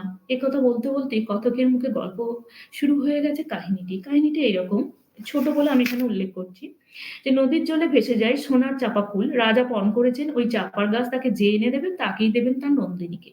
রাজনন্দিনী থাকেন ৭ মহলার শেষ মহলায়, সেখানে পাহারা দেয় তাকে ১০০০ প্রহরী, রাজপুত্ররা আসে রাজকন্যাকে দেখে, আর তারা চলে যায় নদীর কূলে কূলে, কোথায় কোন কূলে আছে সোনার চাপার গাছ, যে এনে দিতে পারবে চাপার গাছ সেই খুঁজে পাবে ফিরবার পথ। এই হলো গল্প। রূপকথার এই গল্পের টাইপ হলো ৪৬৫ অজানার পথে যাত্রা। যে সকল মোটিভের সমন্বয়ে এই টাইপটি গড়ে উঠেছে তার মধ্যে কয়েকটি উল্লেখযোগ্য হলো সোনার গাছ, সোনার ফুল, রাজকন্যাকে কে পাবে, নায়কের বিয়ের আগের মুহূর্তে তাকে দুঃসাহসিক অভিযানে পাঠানো, অলৌকিক গাছের জন্য অনুসন্ধান, পুরস্কার হিসেবে রাজকন্যার সঙ্গে বিয়ে ইত্যাদি। বিশ্বের সর্বাধিক জনপ্রিয় রূপকথার কাহিনীগুলোর মধ্যে একটি উল্লেখযোগ্য হলো কাজল রেখার কাহিনী। কাজল রেখার গল্পরূপে দেশে ময়মনসিংহের টাইপটি অধিক পরিচিত, কিন্তু বহু ক্ষেত্রে দেখা যায় কি একই টাইপের একাধিক রূপ হয় এবং অনেক সময় একটি গল্প একাধিক টাইপের সংমিশ্রণে তৈরি হয়। কাজল রেখার গল্পটিও তেমনই একটি গল্প, যা একই টাইপের অন্তর্গত হয়েও একাধিক রূপে রূপান্তরে সারা পৃথিবীতে বর্তমান। তবে মোটিভের দিক থেকে তাদের সকলের মধ্যে অবশ্যই কিছু মিল থাকে, যার গুণেই তো টাইপটা কালান্তরেও বিশ্ব ভ্রমণ করে। পদচিহ্ন উপন্যাসে রূপকথার গল্পের ভাড়ার হলো কাশীর বউ, তার মুখে তারাশঙ্কর এই ধরনের এই কাজল রেখার একটি টাইপকে সংযুক্ত করেছেন। সেখানে কাজল রেখার কাহিনীর সঙ্গে মুক্তমালার কাহিনী যুক্ত হয়ে একটি জটিল টাইপে পরিণত হয়েছে। এমনিতে কাজল রেখার কাহিনীর বর্গ নির্দেশ করা হয়েছে ৪২৫। ভ্যারিয়েন্ট নির্দেশের রীতি অনুযায়ী এই কাহিনীর টাইপ সূচক সংখ্যা ৪২৫A, ৪২৫B, C অথবা D যেকোনো একটা হতে পারে। তো অসংখ্য মোটিভের সমন্বয় ঘটেছে এই বিশেষ টাইপটিতে। তার মধ্যে আমি উল্লেখযোগ্য কয়েকটির উদাহরণ উল্লেখ করি। যেমন বিশেষ লক্ষণ দ্বারা রাজচিহ্ন প্রকাশিত হয়, অপূর্ব পারদর্শিতার তীরন্দাজ, অভিজ্ঞতার মাধ্যমে উপদেশ সত্য প্রমাণিত হয়, নারীর কাছ থেকে জ্ঞান, ধিক্কৃতা কনিষ্ঠ কন্যা, বিজয়িনী কনিষ্ঠ কন্যা, দেবতা স্বপ্নে উপদেশ দেন, প্রার্থনার সময়ে হত্যা, বিধবার সন্তান নায়ক, নায়িকা দরিদ্র নায়কের সঙ্গে কষ্ট স্বীকার করে, কপর্দক শূন্য নায়ক, অতি সাধারণ নায়ক রাজকন্যাকে বিয়ে করে, কাজল রেখার প্রাপ্য পুরস্কার লাভ, রাজকন্যার অবস্থা বিপর্যয়, রাজার কথা অপরিবর্তনীয়, ধর্মীয় আত্মত্যাগের পুরস্কার, জীবের নির্দয়তার শাস্তি, নিষ্ঠুর পিতা, অতি সাধারণ নায়কের সঙ্গে রাজা নিজের মেয়েদের বিয়ে দিতে অস্বীকার করে, আর অতি সাধারণ নায়ককে রাজকন্যা বিয়ে করবে বলে জানিয়ে দেয়, ইত্যাদি ইত্যাদি। তেমনি অরণ্যবর্ণী উপন্যাসেও প্রযুক্ত হয়েছে রূপকথার ভাই বোনের গল্পের একটি টাইপ। সিধু কানুর মা মরা বোন মানকিকে গল্পটি শুনিয়েছে তাদের পিসি হাতম। অসীম সাহস নিয়ে মানকি ভাইদের সঙ্গে বাকনাডিহির জঙ্গলে ঘুরে বেড়াতো, পশু শিকার করতো। কিন্তু এখন তো আর তার ঘুরে বেড়ালে চলে না, কারণ সে ডাগর হয়েছে। তাছাড়া বিয়ের পর ভাইয়েরা নাকি বোনেদের সহ্য করতে পারে না, এটা নাকি পিসির অভিজ্ঞতা। এই অভিজ্ঞতা সে লাভ করেছে রূপকথার গল্প থেকে। তাই সে ভাইঝি মানকিকে শুনিয়েছে গল্পটা। যে গল্পের উল্লেখযোগ্য কয়েকটি মোটিভ হলো যে রূপ পরিবর্তন, মানুষ থেকে পদ্মফুল, জাদু পদ্মফুল, কথা বলা পদ্মফুল, দেবতার কৃপায় পুনর্জীবন লাভ, সমাধিস্থান থেকে জন্মানো গাছে পুনর্জীবন, পদ্মফুলরূপী আত্মা, রাজা ছাড়া কেউ ফুল তুলতে পারবে না, বিশ্বাসঘাতক ভাইয়েরা, বিশ্বাসঘাতকতার শাস্তি ইত্যাদি ইত্যাদি। এবার একটি কিংবদন্তির উদাহরণ দিই। দেবীর মানবী রূপে জন্ম বা মানবীর মধ্যে দেবীর গুণাবলী প্রকাশিত এই মোটিভ নির্ভর কাহিনীও রাঢ়ের লোকজীবনে বিরল নয়। রাজকন্যা ভাদু সম্পর্কে যে কিংবদন্তি বাংলাদেশের গ্রামাঞ্চলে প্রচলিত আছে তার ভরকেন্দ্রটিও এই মোটিভ নির্ভর। হাসিলিবাগের নারীবেশিনী নসুরাম সে সুখসারিকতাই হয়েছে ভাদুর মা। তার আছে এক মাটির ভাদুরানী। এই ভাদুরানীর প্রসঙ্গেই লেখক শুনিয়েছেন রাজকন্যা ভাদুর কাহিনী। সে কাহিনীটি আমি একটু সংক্ষেপে উল্লেখ করি এখানে যে রাজকন্যা ভাদু অপ্সরার মতো সুন্দরী, রাজবাড়ির যুগল বিগ্রহে তার ছেলেবেলা থেকেই অনুরাগ। ক্রমে যুবতী হলে তার বিয়ের সম্বন্ধ আসতে থাকে। কিন্তু সব সম্বন্ধকেই সে কোনো না কোনো ছোট করে অজুহাত করে ফিরিয়ে দেয়। সন্দেহ গভীর হলে নজরদারি করে জানা যায় গভীর রাত্রে রাজকন্যা ঘরে থাকে না। রাজা স্বয়ং তদন্ত করে আশ্চর্য হয়ে গেলেন। মন্দিরের দরজা তখনও খোলা, ঘরে প্রদীপ জ্বলছে। কন্যা ঘরে ঢুকলো, দরজা বন্ধ হলো, খিলখিল হাসিতে ভেঙে পড়ছে মেয়ে, সঙ্গে পুরুষ কণ্ঠের হাসি। রাজা দরজায় ঘা দিতেই সব স্তব্ধ হয়। দিক বিদিক জ্ঞান শূন্য হয়ে রাজা পুরোহিতের সঙ্গে মেয়ের প্রেমালাপ চলছে ভেঙে ঘরের দরজা ভেঙে দেখেন ঘরে আছে বিগ্রহ, আর সামনে বিগত প্রাণা কন্যার দেহ। রাজবাড়িতে যুগল বিগ্রহের পাশে ভাদুরানীর মূর্তি করে স্থাপন করলেন রাজা। পুজোরও প্রচলন হলো সারা দেশে। ভাদু নাচ গান ভালোবাসতেন, নাচ গানই নাকি ঠাকুর ভুলেছিলেন। গল্পটি এইরকম। তো এই গল্পের টাইপ হলো কলাবতী রাজকন্যা। মোটিভগুলি হলো নিষেধাজ্ঞা গুপ্তকথা প্রকাশে, নিষেধাজ্ঞা ভঙ্গের জন্য তৎক্ষণাৎ মৃত্যু, পরম রূপবতী কন্যা, সতীত্ব পরীক্ষার জন্য লুকিয়ে কিছুদিন বাইরে অবস্থান করা, ভুল বোঝার ফলে বেঠিক কাজ করে ফেলা, গুপ্তকথা লুকিয়ে শুনে বোকামির কাজ করা। এছাড়াও আছে লৌকিক উপন্যাস বা নভেল্লার ব্যবহার, ব্রতকথা, উপকথা, নীতিকথার গল্প, কৌতুক কাহিনী, ভৌতিক কাহিনী ইত্যাদি ইত্যাদি। প্রায় সব ধরনের সব শ্রেণীর একাধিক লোককথার প্রয়োগ দেখতে পায় তারাশঙ্করের উপন্যাসগুলিতে, যেগুলি চরিত্র বিশ্লেষণে, কাহিনী পরিবেশনে, পরিবেশ পরিস্থিতি উপস্থাপনায়, কখনো আঙ্গিক নির্মাণে প্রাসঙ্গিক হয়ে উঠেছে। আসলে লোকজীবনের কথাকার রূপে তারাশঙ্কর গভীরভাবে উপলব্ধি করেছিলেন যে লোকমানুষের যথার্থ পরিচয় নিহিত থাকে এইসব পুরা কাহিনী লোককাহিনীগুলির মধ্যে। তাই রাঢ় অঞ্চলে বসবাসকারী বিভিন্ন জাতি উপজাতির অতীত ইতিহাস, তাদের সামাজিক রীতিনীতি, তাদের আর্থসামাজিক কাঠামো, সাংস্কৃতিক উত্তরাধিকারের ধারা বিবর্তন প্রভৃতির পরিচয় দিতে কাহিনীর পরিপূরক হিসাবে বিভিন্ন শ্রেণীর লোককথার অপরিহার্য সংযোজন ঘটিয়েছেন তিনি তার উপন্যাসে। এবার আসি লোকগীতির আলোচনায়। তারাশঙ্কর উপন্যাসে ভৌগোলিক পরিমণ্ডল রূপে যেসব অঞ্চল উঠে এসেছে তার বেশিরভাগটাই উত্তরারের অন্তর্গত। উত্তরারের জনপদের একটি বিশেষ ভৌগোলিক সত্তা আছে। প্রাকৃতিক পরিবেশ ও তার সমাজ জীবনের পরিপ্রেক্ষিতে লোকজীবনের একটি নিজস্ব রূপ এবং পরিবেশনের একটি নিজস্ব ভঙ্গি আছে। সারা বছর ধরে বহুবিধ লোকসঙ্গীতের ধারা এখানকার গণজীবনে, ধর্মীয় অনুষ্ঠান ও সামাজিক উৎসবে বিভিন্ন শাখা প্রশাখায় বিস্তার লাভ করেছে। এইসব লোকগীতির সঙ্গে তারাশঙ্করের ছিল আবাল্যের পরিচিতি। তিনি স্মৃতিকথায় তা জানিয়েছেন। কাজেই প্রত্যক্ষ অভিজ্ঞতা থেকেই তার উপন্যাসে তিনি গানের প্রয়োগ করেছেন। বিভিন্ন ধরনের আঞ্চলিক গীতি, আনুষ্ঠানিক গীতি, প্রেম গীতি, ব্যবহারিক গীতি ইত্যাদি প্রায় সব ধরনের লোকগীতেরই ব্যবহার দেখি তার উপন্যাসে। শুধু প্রথম পর্বের উপন্যাসগুলিতে নয়, জীবনের উত্তর পর্বে লেখা বেশ কিছু উপন্যাসেও লোকগীতির স্বচ্ছন্দ ব্যবহার সেখানে লক্ষ্য করা যায়। তবে তার মধ্যে বেশ কিছু উপন্যাস আছে যেগুলো বিশেষ বিশেষ গান রচনার জন্যই জনপ্রিয় হয়ে উঠেছে। যেমন ডাক হরকরা উপন্যাসটি তো বাউল গান রচনার সূত্রে ভিন্ন মাত্রা পেয়ে গেছে। তেমনি কবি উপন্যাসে আছে কবি গান ও ঝুমুর গানের এক পরম্পরাগত ঐতিহ্য। এরকম অনেক উপন্যাসেই বহু গানের কথা বলা যায়। এর মধ্যে কয়েকটি গান নিয়ে আমি বিশদ আলোচনা করব। তার মধ্যে প্রথমেই আসি আঞ্চলিক ধারায় কবি গান ও ঝুমুর গান বিষয়। কবি উপন্যাসে দেখি ডোমের ছেলে নিতাইকে কবিয়াল রূপে প্রতিষ্ঠা দিতে তারাশঙ্কর কবিগান ও ঝুমুর গানের পসরা সাজিয়েছেন। কবিগানে সাধারণত দুটো পক্ষ থাকে।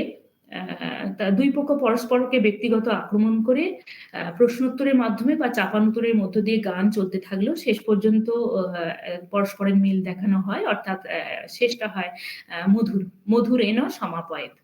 এই কবিয়ালদের গান রচনার সহজাত প্রতিভা থাকে। রামায়ণ, মহাভারত, পুরাণ সম্পর্কেও তাদের প্রচুর জ্ঞান থাকে। নিতাইয়েরও দেখা যাচ্ছে কবি উপন্যাসে গান রচনার সহজাত প্রতিভা ছিল। কারণ মতে লাভপুরের বাউরিপাড়া সতীশ ডোমের আদলে নাকি এই নিতাই চরিত্রটি পরিকল্পনা করেছিলেন লেখক। তো উপন্যাসের নায়ক নির্বাচন প্রসঙ্গে লেখকের অভিমত থেকেও তার প্রত্যক্ষ প্রমাণ মেলে। লেখক বলেছেন যে আমাদের গ্রামে বাউরিদের মধ্যে, ডোমেদের মধ্যে কত কবি আছে, তাদেরই একজনকে নিয়ে আমার মানস সরোবরে স্নান করিয়ে আমার কবি উপন্যাসের নায়ক হিসাবে অভিষেক করেছি। আমার সাহিত্য জীবন গ্রন্থের প্রথম খণ্ডে তিনি নিজের চোখে দেখা স্বভাব কবিদের যেভাবে স্মরণ করেছেন তাতে মনে হতেই পারে যে এই স্বভাব কবিত্বের গুণ তার নিজস্ব চারিত্রিক প্রবণতার মধ্যেও নিহিত ছিল। কবিয়াল রূপে নিতাইয়ের গান রচনার মধ্যে তারাশঙ্কর যেন নিজের অ্যা কবি সত্তাকেই উজাড় করে দিয়েছেন।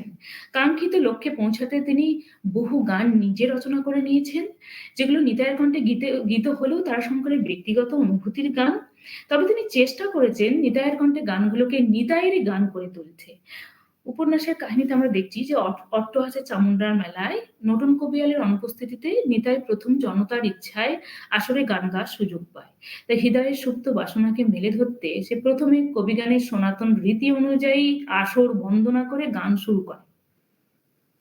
কিন্তু তার প্রতিপক্ষ মহাদেব কবিয়ালের দল তার বংশের কুকীর্তি, তার প্রতিভা কবিত্বকে হেয় করে তীব্র ব্যঙ্গ আর অপমানের আঘাতে তাকে জর্জরিত করে তোলে একটি গানে। যেমন সুবুদ্ধি ডোমের পয়ের কুবুদ্ধি ধরিল, ডোম কাটারি ফেলে দিয়ে কবি করতে আইল, ও বেটার বাবা ছিল শিবের চোর কর্তা বাবা ঠ্যাঙারে, সেই বংশের ছেলে বেটা কবি করবি তুই, ডোমের ছাল রত্নাকর চিংড়ির পোনারুই। আর মাঝে, মাঝে একজন করে ফোড়ন কাটতে থাকে। রাত্রি যত বাড়তে থাকে মহাদেবের তাণ্ডব আর গালিগালাজ নিতাইকে বিপর্যস্ত করে তোলে। মুখ বুজে সবকিছু সহ্য করে নিতাই শুধু ছড়া কেটেই উত্তর দেয়। ওস্তাদ তুমি বাপের সমান, তোমাকে করি মান্য, তুমি আমাকে দিচ্ছ গাল, ধন্য হে ধন্য। তোমার হয়েছে ভীমরতি, আমার কিন্তু আছে মতি তোমার চরণে। কোনই ডঙ্কা মেরি জবাব দেব, কোনই ভয় করি না মনে। পরের দিন আসরে দেখা যাচ্ছে মহাদেব কবিয়ালের পক্ষ নিয়ে নিতাই গান গাইছে একটি বিশুদ্ধ প্রেমের গান। যে গান সে ঠাকুরজির কালো রূপে মুগ্ধ হয়ে নিজেই রচনা করেছিল। কালো যদি মন্দ তবে কেশ পাকিলে কান্দ কানে। এই প্রশ্নটারই জবাব তিনি বারবার সেদিন প্রতিপক্ষের কাছ থেকে চেয়েছিলেন। প্রতিপক্ষ সৃষ্টিধর খ্যাতিমান কবিয়াল হলো নিতাইয়ের গানের যথার্থ মর্মার্থ উপলব্ধি করতে না পেরে প্রশ্নের জবাব রসিকতা করে উড়িয়ে দিয়েছিল। সে গেয়েছিল, কালো যদি মন্দ তবে কেশ পাকিলে কান্দি কানে, কান্দি না রে কলক মাকি নয়তো বউ তুলে দেয় হ্যাচকা টানে। এখানে দেখা যাচ্ছে যে নিতাইয়ের যে প্রকৃত কবিত্ব শক্তি ছিল তাকে উপলব্ধি করতে না পেরে শেষ পর্যন্ত সৃষ্টিধর তাকে অবজ্ঞাই করে গেছে। আর নিতাই বিনয়বশত তার কাছে শেষ পর্যন্ত পরাজয় স্বীকার করে নিয়েছে। এরপর নিতাই তার নিজের স্বপ্ন পূরণের জন্য একটি ঝুমুরের দলে যোগ দেয়। এই ঝুমুর গানের ঐতিহ্য সম্পর্কেও তারাশঙ্করের যথেষ্ট অভিজ্ঞতা ছিল। লাভপুরে যেসব ঝুমুরের দল আসতো তাদের অনেকের সঙ্গেই নাকি তার পরিচয় ছিল, সে কথা তিনি স্মৃতিকথায় জানিয়েছেন। ঝুমুর দলের গায়িকা বসনের সঙ্গেও তার নাকি পরিচয় ছিল। তবে উপন্যাসে যে ঝুমুর দলটির কথা বলা হয়েছে সেটি নাকি মল্লারপুরের ঝুমুর দল। লেখক জানিয়েছেন এককালে এদের প্রচুর সমৃদ্ধি ছিল, পালা কীর্তনের আসরে এরা গান গাইতো, পদাবলীর গানও জানতো। তবে ঝুমুরের খাঁটি ঐতিহ্যের গানও তাদের অনেক জানা ছিল। কিন্তু উপন্যাসে যে সময়ের কথা ছবি তুলে ধরা হয়েছে তাতে দেখা যাচ্ছে যে সেই সময় সাধারণ লোকের অর্থাৎ দর্শক শ্রোতাদের রুচি এতটাই নিম্নমানের হয়ে গিয়েছিল যে খেউর না গাইলে আসর জমতো না, আসরে প্যালা পড়তো না। তাই মদ না খেয়ে খেউর না গেয়ে আসর মাতাবো মনে করলেও নিতাইকে শেষ পর্যন্ত ওই ঝুমুর দলের প্রৌঢ়া মাসির আদেশে মদও খেতে হয়, খেউরও গাইতে হয়। বলা বাহুল্য কবি উপন্যাসে নিতাইকে কবিয়াল রূপে প্রতিষ্ঠা দিতে যে কবিগান ও ঝুমুর গানের ঐতিহ্যকে লেখক তুলে ধরেছেন তাতে তার সমৃদ্ধি নয় বরং অবক্ষয়ের রূপটি প্রকট হয়ে উঠেছে। সে সময় কবিগান ও ঝুমুর গান যে সস্তা খেউরে পর্যবসিত হয়েছিল সেই বিবর্তিত রূপরেখাটি অত্যন্ত স্পষ্ট উপন্যাসে। এরপর আমরা কিছু আনুষ্ঠানিক গানের কথা বলবো। তার মধ্যে আছে ঘেটু গান। ঘেটু অর্থাৎ ঘণ্টা কর্ণের পূজা উপলক্ষে বীরভূমে যে গানের প্রচলিত ছিল সেই গান। বীরভূমে ঘেটু গানের রূপস্বরূপের নিপুণ বর্ণনা আছে গণদেবতা এবং হাঁসুলি বাঁকের বোকাতায়। গণদেবতায় দেখা যাচ্ছে চৈত্র মাসের সন্ধ্যাবেলা ধর্মরাজের বকুল তলায় ঘেটু গানের আসর বসেছে। মূল গায়েন সেখানে সতীশ ডোম, গানগুলির সে রচয়িতা। প্রথমে একটি ঘেটুর দেশজ খাঁটি ঐতিহ্যের গান হলো। গানটি এইরকম, এক ঘেটু তার ৭ বেটা, ৭ বেটা তার সাতান্ত, এক বেটা তার মহান্ত, মহান্ত ভাই রে, ফুল তুলতে যাই রে, যত ফুল পাই রে, আমার ঘেটুকে সাজাই রে। এ গান ঘেটুর খাঁটি দেশজ ঐতিহ্যের গান। এই গান শেষ হওয়ার পরেই শুরু হয়ে গেল স্থানীয় সমসাময়িক বিশেষ ঘটনাকে অবলম্বন করে গান। যেমন অজন্মা বৎসরের গান, তারপর দেশে যখন প্রথম রেল লাইন চালু হয়েছিল তাকে নিয়ে তারা একটা গান বানাতো, সেই গান তারা আজও গায়। তারপর দেশে যখন জরিপ ব্যবস্থা চালু হলো তখন পিয়ন, আমিন, হাকিম ও পেশকারদের অরাজকতায় রাজা, প্রজা থেকে ছেলে-বুড়ো সকলের জান-মান রক্ষা করা কঠিন হয়ে পড়ল। এই বিষয়কে যেমন তারা ঘেটু গানের কলিতে বেঁধে দিল অর্থাৎ সতীশডোম, তেমনি দেবু পণ্ডিতের মতো জনদরদী ও প্রতিবাদী চরিত্রের মানুষ এইসব অত্যাচারের সঙ্গে আপোস করতে না পেরে সে প্রতিবাদ করে এবং ফলস্বরূপ তাকে স্ত্রী-পুত্র সংসার ফেলে রেখে জেলে যেতে হয়। এর প্রতিটি মুহূর্তকেই সতীশ ঘেটু গানের কলিতে দীর্ঘ কলিতে বেঁধে দেয়। গান শেষ করে এইভাবে যে, ফুলের মালা গলায় দিয়ে ঘোষ চলেন জেলে, অধম সতীশ লুটায় এসে তারই চরণতলে। দেবতা নইলে হায় এ কাজ কেউ পারে না। গান শেষ করে সতীশ দেবুকে প্রণাম করলে দেবু আবেগে উচ্ছ্বসিত হয়ে ওঠে। আমাদের লক্ষ্য করতে হবে ভণিতায় এই অধম সতীশ শব্দটি। তাতে বোঝা যাচ্ছে যে এই গান ব্যক্তিটি রচিত। কিন্তু সুর, তাল, ছন্দ, লৌকিক ভাষা ব্যবহারের জন্যই এই গান যেমন লোকগীতি হয়েছে, তেমনি সমসাময়িক বিষয় ও ঘটনাকে অঙ্গীকার করেও ঘেটু গানের ঐতিহ্যকে ধরে রাখতে পেরেছে। হাঁসুলি পাখির উপকথাতেও আমরা দেখি যে সেখানেও ঘেটুর ৩ টি দল রয়েছে। বাঁশবাদীতে ঘেটুর ৩ টি দল রয়েছে। কাহারদের পুরনো দল, আটপৌরের দল, তার উপর করালি একটা নতুন দল করেছে। সেখানেও দেখা যাচ্ছে যে তাদের যেমন পুরনো ঐতিহ্যের গানও রয়েছে, তেমনি আবার সমসাময়িক বিষয়কে নিয়েও তারা গান বাঁধছে। বনোয়ারি বলেছে যে যুদ্ধকে নিয়ে তারা এবারে গান বেঁধেছে। তবে তাদের এবারের গানের বিষয় হয়েছে করালি আর বনোয়ারির কুকীর্তি। নিষেধ না মানা করালি কাহার কুলের সাক্ষাৎ পাপ, কর্তা বাবার বাহন চন্দ্রবড়া সাপটিকে পুড়িয়ে মেরে সে কাহারদের আদ্যিকালের অন্ধকার আর সংস্কারে আঘাত হেনেছে। আর বনোয়ারি সে কাহারদের রক্ষাকর্তা মাতব্বর হয়েও পরস্ত্রীর সঙ্গে অবৈধ সম্পর্কে লিপ্ত হয়ে কাহারদের ধর্মে কালি লাগিয়েছে। অর্থাৎ কাহারদের সর্বনাশের পথ তারাই সুনিশ্চিত করেছে। এই পাপ আর অধর্মই হয়েছে তাদের এবারের ঘেটু গানের মূল আকর্ষণ। করালিকে অভিশাপ দিয়ে একটি গানে বাবা ঠাকুরের কাছে প্রতিকার চেয়ে তারা গাইছে, হায় কলিকালে কতই দেখালে, দেবতার বাহন পুড়ে মোলো অকালে, তাও মারলে রাখালে, তাও বিচার হলো না বাবা, তুমি বিচার করো, অতিবার বাড়িল যারা তাদের ভেঙে পাড়ো। এই গানের পরবর্তী অংশেই আছে বনোয়ারি কুকীর্তির কথা, যেখানে বটতলাতে বনোয়ারি আর কালো শশীর দেখা হওয়ার কথা এবং ভালোবাসাবাসির কথা গানের মধ্যে প্রকাশ পেল, যা শুনে বনোয়ারির হাত পা অসাড় হয়ে গেল। এই কাহারদের জীবনের আদ্যিকালের অন্ধকারের মধ্যে আলোর নিশানা দেখায় তাদের এই গান আর উৎসবগুলি। গানে আর উৎসবে মেতে থেকেই তারা জীবনের আনন্দ খুঁজে নেয়। তাই শুধু প্রেম আর ধর্মকে নিয়ে নয়, কর্মকে নিয়েও তাদের গান রয়েছে। চন্দনপুরের নতুন কালের ঢেউ শুধু কাহার পুরুষদের নয়, কাহার মেয়েদের মধ্যেও লেগেছে। তারাও করালির উস্কানিতে কারখানা আর রেল লাইনের কাজে চলেছে। কিন্তু এই পথে গেলে তো কাহারদের সর্বনাশ। এই পথে গেলে কাহারদের মেয়েদের জাত থাকে না। তাই সংস্কার প্রবণ বনোয়ারি পাগল কাহারকে গান গেয়ে সাবধান করে দিতে বলছে। চন্দনপুরে যাওয়ার জন্য যারা উসখুস করছে তাদের উদ্দেশ্যে পাগল গাইছে, জাতি যায় ধর্ম যায় মেলেচ্ছ কারখানা, ও পথে যেও না বাবা কর্তা বাবার মানা। মেয়েরা ও পথে গেলে ফেরে না গো ঘরে, বেজাতেতে দিয়ে যায় দেশান্তরে। দীর্ঘ নিঃশ্বাস ফেলে বনোয়ারি আর পাগল কাহার গান শেষ করেছে এই বলে যে, লক্ষ্মীরে চঞ্চল করে অলক্ষ্মীর কারখানা, ও পথে যেও না মানি কর্তা বাবার মানা। জীবনের উত্তর পর্বে রচিত সুখ সারিকতায় নসুবলার প্রসঙ্গে বলতে গিয়ে কিছু ঘেটু গানের কথা বলেছেন সেখানে। তবে সুখ সারিকতা উপন্যাসটি উল্লেখযোগ্য ভাদু গান রচনার জন্য। ভাদু গানের বিশেষ জনপ্রিয়তা ছিল সেই সময় বীরভূমে। ভাদু গানের ঐতিহ্য সম্পর্কেও তারাশঙ্করের অভিজ্ঞতা কত গভীর ছিল এবং সমাজ জীবনে এই গানের প্রভাব কতটা পড়েছিল তা যদি আমরা সুখ সারিকতায় নসুবলা আর ফটিকচন্দ্রের গাওয়া গানগুলি শুনি তাহলেই বুঝতে পারবো।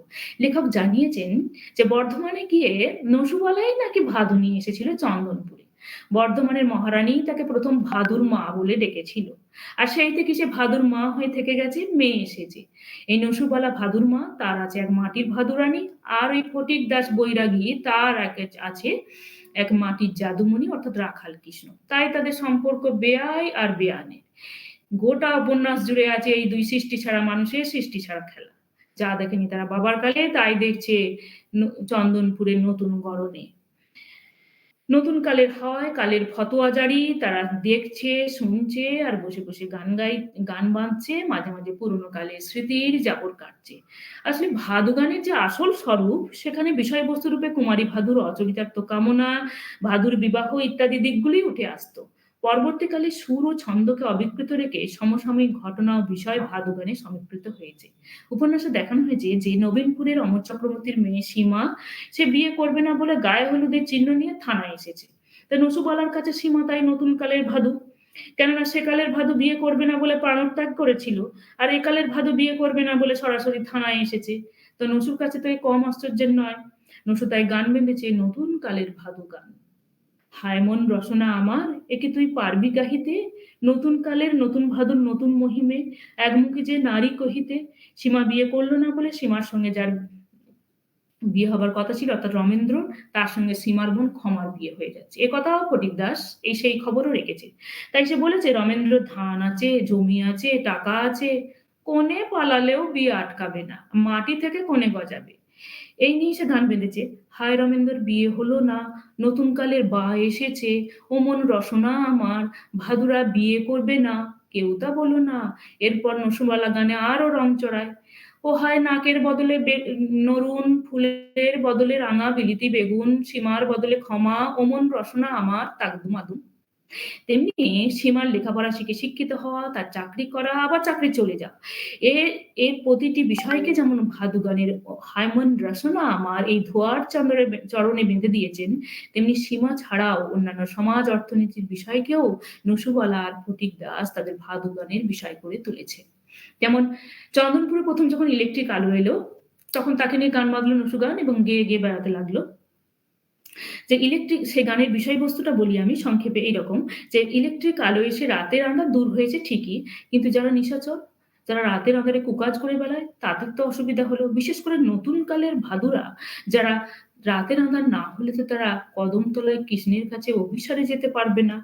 এইভাবে দেখা যাচ্ছে গানগুলিতে শুধুমাত্র ভাদুর বিবাহে অসম্মতি ভাদু গানের এই ঐতিহাসিক পটভূমির মোটিভটিকে শুধু উপলক্ষ করেই রাখা হয়েছে। আসল লক্ষ্য হয়েছে সমসাময়িক বিচিত্র ঘটনার রঙ্গ ব্যঙ্গময় পরিবেশন। সেখানে অমন রসনা আমার হয়েছে গানের মূল ধোঁয়া, আর এই ধোঁয়াটির জন্যই গানগুলো ভাদু গান বলে চেনা যাচ্ছে। তেমনি পটুয়া সঙ্গীতের ঐতিহ্য সম্পর্কে তারাশঙ্করের বিশেষ অভিজ্ঞতার পরিচয় পায় অরণ্যবর্ণী উপন্যাসে। সাঁওতাল ভিত্তিক সিধু কানুর কাহিনীকে এই উপন্যাসে পটচিত্র, পটের ছড়া, পটের গানের মাধ্যমে ব্যাখ্যা করা হয়েছে। তেমনি নাগিনী কন্যার কাহিনীতেও আছে মনসা বন্দনার গান, বিষহরীর গান বা বেহুলা পালার গান ইত্যাদি গানের পরম্পরা। এইসব গান নিয়ে বিস্তারিত আলোচনা করার ইচ্ছা থাকলেও সময়ের কথা ভেবে বিরত থাকতে হচ্ছে। তো আমি চলে আসি প্রেম সঙ্গীতের কথায়। প্রেম সঙ্গীত বলে একটি পৃথক শ্রেণীর কথা আমরা বলি বটে, কিন্তু প্রায় অন্যান্য ধারার লোকসঙ্গীতেও প্রেম বিষয়ে সংযুক্তি ঘটতে দেখা যায়। যেমন কবি উপন্যাসে ঝুমুর গান আর কবি গান এগুলো তো আঞ্চলিক লোকগীতি। তো আর ঝুমুর গানে আসলে প্রেম বিষয়ে সংযুক্তি ঘটেই থাকে। তবে কবি গানের আসরেও আমরা নিতাইকে একটা বিশুদ্ধ প্রেমের গান গাইতে দেখেছি, যে তার ভালোবাসার মানুষ ঠাকুরজির উদ্দেশ্যে সে গেয়েছে যে আহা ভালোবেসে এই বুঝেছি সুখের শ্বাসে চোখের জলে রে, তুমি হাসো আমি কাঁদি, বাঁচি বাজুক কদম তলে রে, আমি নিব সব কলঙ্ক তুমি আমার হবে রাজা, হার মানিলাম দুলিয়ে দিয়ে জয়ের মালা তোমার গলে রে। তেমনি চাপাডাঙ্গার বউ উপন্যাসও দেখি, যেখানে সেতাবের বাড়িতে মেয়েরা ঢেকিতে পাট দিতে দিতে গান গাইছে, যেটা আসলে শ্রম সঙ্গীত বা কর্মসঙ্গীতের উদাহরণ। সেখানেও দেখা যাচ্ছে গানের বিষয় হচ্ছে প্রেম। মেয়েরা তাদের অতৃপ্ত কামনা বাসনার কথা প্রকাশ করেছে গানের মধ্য দিয়ে। গানটি এরকম, দু লাইন বলি যে আমার বাজু বন্ধের ঝুমকো দোলায় বধুর মন তো দুলল না, ও তার শীতে পাটির লাল মানিকের ছটাতে চোখ খুলল না, হায় লাজে মরি গো সখী। এইভাবে গান আগিয়ে চলছে, মাঝে মাঝে ধোয়া। পাষাণপুরী উপন্যাসেও দেখা যাচ্ছে জেলের কয়েদিরা ঘানি টানতে টানতে গান গাইছে। ঘানি টানি পানি পানি করে যে যান যায়, কোথা রইলি প্রাণ পেয়সী কলসি কাকে আয়। প্রসঙ্গত উল্লেখ করতে হয় যে বাংলার প্রেম সঙ্গীত বলা ভালো বাংলার লোকসঙ্গীতেরই একটি অন্যতম বৈশিষ্ট্য হলো রাধা কৃষ্ণের অনুষঙ্গ ব্যবহার। তারাশঙ্কর উপন্যাসেও তার পরিচয় পাওয়া যায়। যেমন বাউল গানের মতো এক মরমীয় সঙ্গীতেও আমরা রাধা কৃষ্ণ অনুষঙ্গে স্বচ্ছন্দ ব্যবহার হতে দেখছি। ডাকঘর করায় দীনবন্ধু রানারের অন্তর্দ্বন্দ্বকে রূপ দিতে বেশ কয়েকটি রাধাকৃষ্ণ বিষয়ক বাউল গানের প্রয়োগ করেছেন তারাশঙ্কর। দণ্ডদাতা রূপে দীনবন্ধু নিজের অপরাধী পুত্রকে দণ্ড দেয়, এই বিষয়টি মুরলীমোহন কৃষ্ণের কংসারী রূপে মথুরায় আবির্ভাবের রূপকে বাউল গানের মধ্য দিয়ে প্রকাশিত হয়েছে। গানটি এইরকম: আহা লাল পাগড়ি বেঁধে মাতে, রাজা হলে মথুরাতে, বাঁশি ছেড়ে দণ্ড হাতে, বধূ হলে দণ্ডদাতা, কলঙ্কিনী রাধায় দণ্ড না দিলে মান থাকে কোথা। এখানে মাথায় লাল পাগড়ি বাঁধা দীনবন্ধুকে রানারের বেশে দেখে বাউল হরিদাস তাকে নবগ্রামের রাজা তথা দণ্ডদাতার সঙ্গে তুলনা করে গানটি গেয়েছে। এই পুত্রের জন্য দিনুর একদিকে লজ্জা, অন্যদিকে গৌরব, একই সাথে দুঃখ আর আনন্দ এনে দিয়েছে তাকে। দিনু বুঝে উঠতে পারে না জীবনের রহস্যকে। সংসার বিভাগী হয়ে দীনবন্ধু চাকরিতে জবাব দিয়ে নিতাইয়ের ছেলেকে কাঁধে নিয়ে যখন বনের পথে এগিয়ে যাচ্ছে, তখন তার কণ্ঠে বেজে উঠেছে একটি বাউলের গান, যে গান তারাশঙ্করের অত্যন্ত প্রিয় গান, যে গান তিনি বারবার গাইতেন। সেই গান: খেয়া ঘাটের পাড়া বাড়ে, মাসুল দিয়ে বারে বারে, শেষ খেয়ারি ঘাটের ধারে, এলেম দেউলে দশায়, পাওনা কিছু থাকলে এবার দাও হে রাজা মশাই, তোমার সেই বিচারের আশায়। তারাশঙ্কর নিজে বহু বাউল গান রচনা করেছেন। লেখক পুত্র শরীর বন্দ্যোপাধ্যায় আমার পিতা তারাশঙ্কর গ্রন্থে জানিয়েছেন যে তার পিতার মধ্যে শৈশব থেকে একটি বাউল মন বিরাজ করত। ভুবনপুরের হাট উপন্যাসও দেখি যে খোকা ঠাকুরের কণ্ঠে অনেকগুলি বাউল গানের ব্যবহার হয়েছে, যার মধ্যেও রাধাকৃষ্ণের অনুষঙ্গ বারবার এসেছে। বাউল গানেও সময়ের পরিবর্তনের সঙ্গে সঙ্গে তাল রেখে বিষয়বস্তুর পরিবর্তন ঘটেছে। আধুনিককালে তো বাউল গানের পোশাক পরে অনেক মেকি গানেরও আসর চলছে দেখাই যায়। তো মন্বন্তর উপন্যাসে দেখি যে ভিক্ষুকের ছেলে ডুবকি বাজিয়ে লীলাকে গান শোনাচ্ছে, যে গানের বিষয় হচ্ছে দ্বিতীয় বিশ্বযুদ্ধ ও দুর্ভিক্ষের কবলে পড়ে মানুষের অসহায়তার চিত্র। এবার আসি ব্যবহারিক গীতির আলোচনায়। পারিবারিক জীবনের ব্যবহারিক উদ্দেশ্যে যে গানগুলো গাওয়া হয় সেগুলোকে সাধারণত ব্যবহারিক গীতির ধারায় আলোচনা করা হয়। এর মধ্যে বিয়ের গান পড়ে। হাঁসুলিবাকের বনোয়ারি বুড়ো বয়সে দ্বিতীয় বিয়ে করছে সুবাসীকে, তাই নিয়ে পাগল কাহার একটা বিয়ের গান গেয়েছে।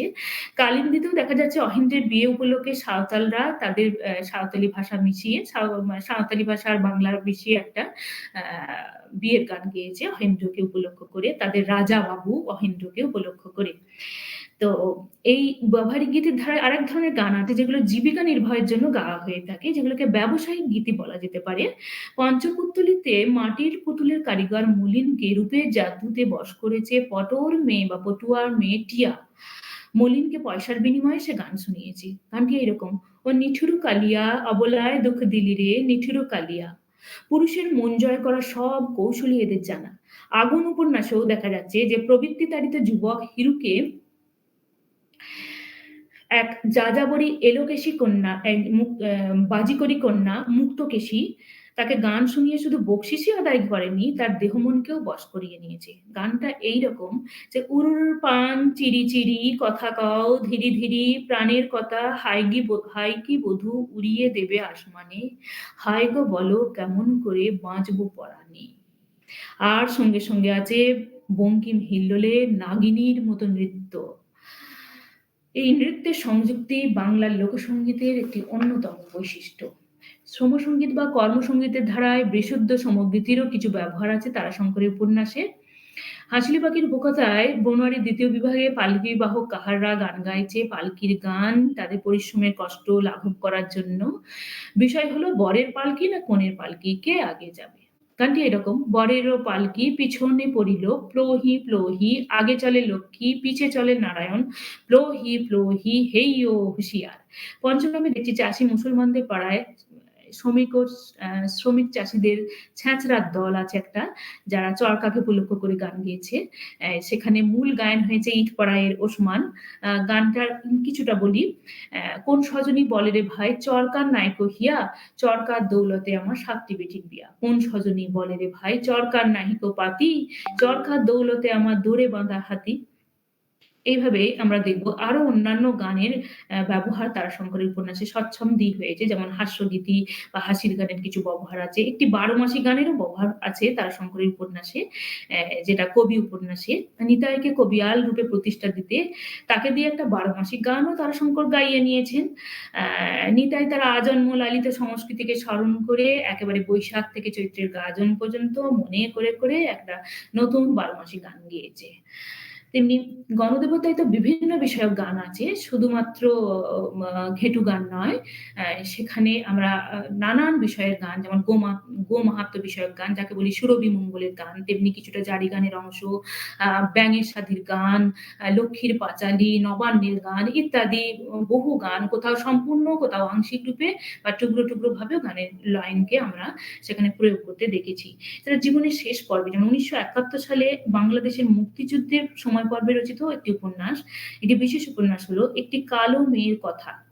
এই উপন্যাসেও আমরা দেখছি একটি গাজীর গান ও দুটি ভাটিয়ালি গানের প্রয়োগ আছে। সেখানে উপন্যাসের নায়ক মনসুর পূর্ববঙ্গে গিয়ে গানগুলি শুনেছে। এবং এইসব গানের বেশিরভাগই তারাশঙ্করের নিজের রচনা। এখন প্রশ্ন ওঠে, যদি লোকসঙ্গীত সমষ্টি রচিত গান হয়, তাহলে এই ব্যক্তি রচিত গানগুলিকে কি লোকসঙ্গীত বলা যাবে? তো তার সদুত্তর মিলতে পারে একটাই, যে লৌকিক ভাব, ভাষা, বিশেষ করে সুরের কারণেই গানগুলিকে লোকসঙ্গীত বলা যায়। কোনো গানে ভাবের দিক থেকে জীবনের গভীর তত্ত্বকথার প্রকাশ থাকলেও, অর্থাৎ অন্তরঙ্গ পরিচয়ে এগুলি সিরিয়াস গীতি হলেও এই বহিরঙ্গের লৌকিক আবেদনটিকে কিন্তু কোনোভাবেই অস্বীকার করা যায় না। তারাশঙ্করের উপন্যাসে লৌকিক ধাঁধার ব্যবহার তেমন উল্লেখযোগ্য নয়, যে সে কারণে পৃথক ধারায় একে আলোচনার প্রয়োজন আছে বলে মনে করছি না। তবে বাককেন্দ্রিক লোক ঐতিহ্যের আলোচনায় লোকভাষার কথা একটু বলে নিতে হয়। সময় মনে হচ্ছে আমার সময় হয়তো সময় শেষ হয়ে গেছে। নিশ্চিত আমি এ বিষয়ে আর কিছুক্ষণ সময়, অল্প ৫-১০ মিনিট সময় নেব।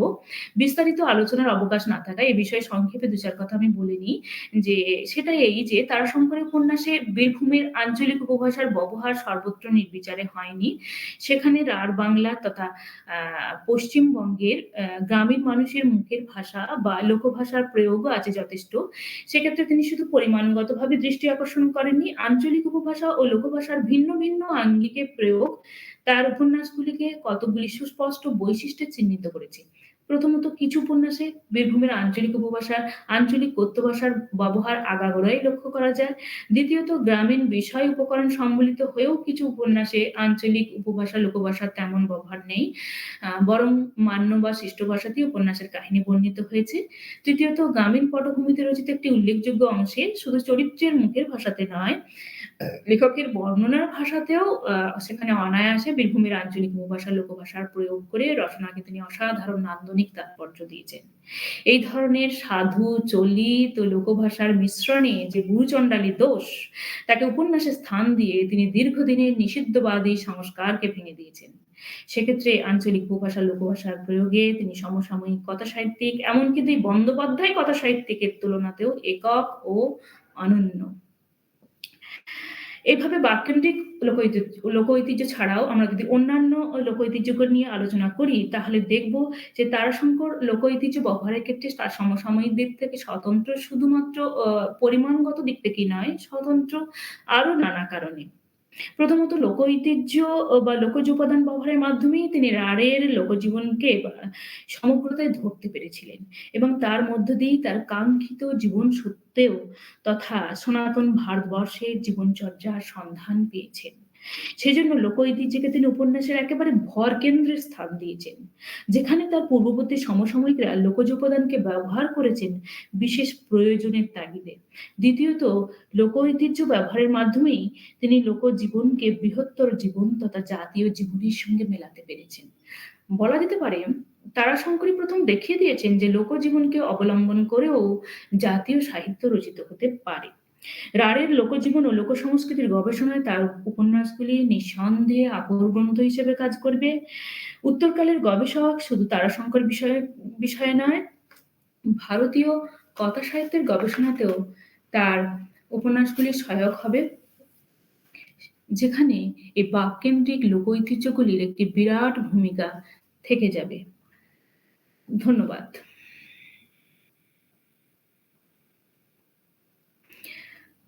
এখানেই আমার বক্তব্য শেষ।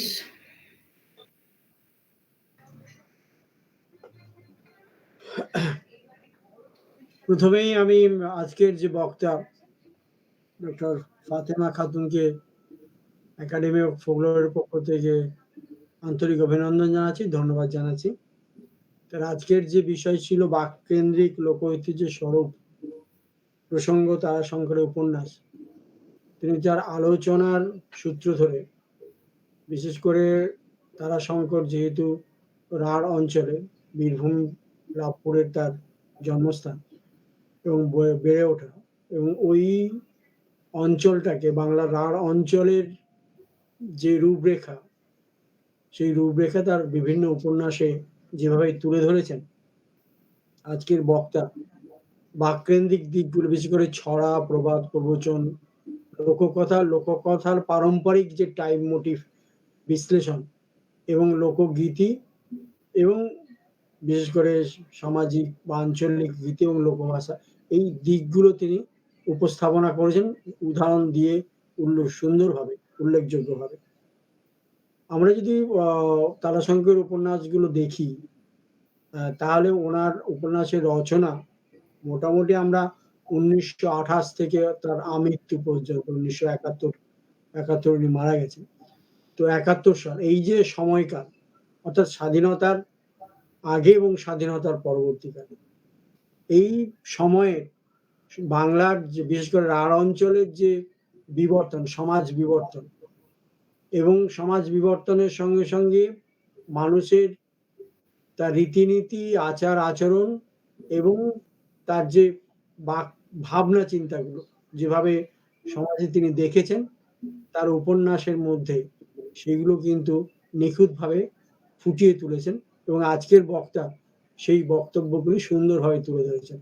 অর্থাৎ আমরা এক কথায় যদি বলি যে তারাশঙ্করের উপন্যাসের এই বাককেন্দ্রিক আলোচনার প্রেক্ষাপটে আমরা সেই সময়ের একটা সমাজকে, সমাজের বসবাসকারী যে সমস্ত সম্প্রদায় আছে এবং তাদের যে জীবনযাত্রা, তারই একটা সুন্দর ছবি আজকের বক্তা আমাদের সামনে তুলে ধরেছেন।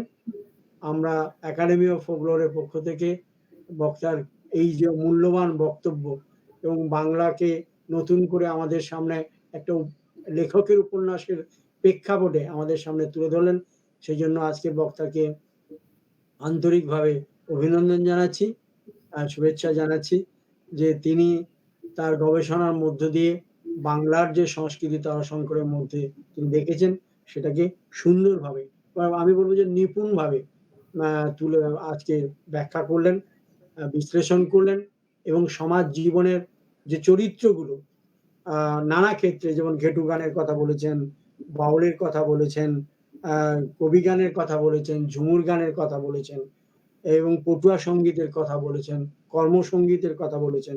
অর্থাৎ এই যে চরিত্রগুলোর মধ্যে যেভাবে আমাদের উপন্যাসিক তারাশঙ্কর একদম জীবন্ত তুলে ধরেছেন, সমসাময়িক করে তুলেছেন।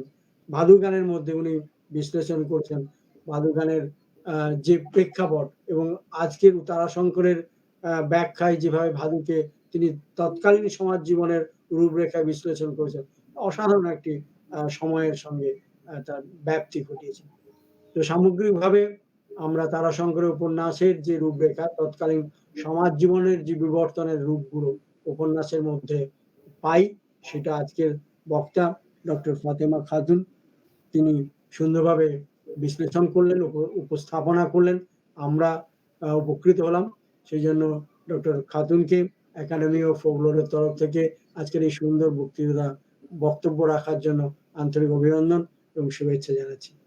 এই বলে আজকের যে বক্তব্য বা আজকের যে বক্তৃতামালা, তার আনুষ্ঠানিক সমাপ্তি ঘোষণা করছি। সবাই ভালো থাকুন, সাবধানে থাকুন, সুস্থ থাকুন। শুভরাত্রি। ধন্যবাদ।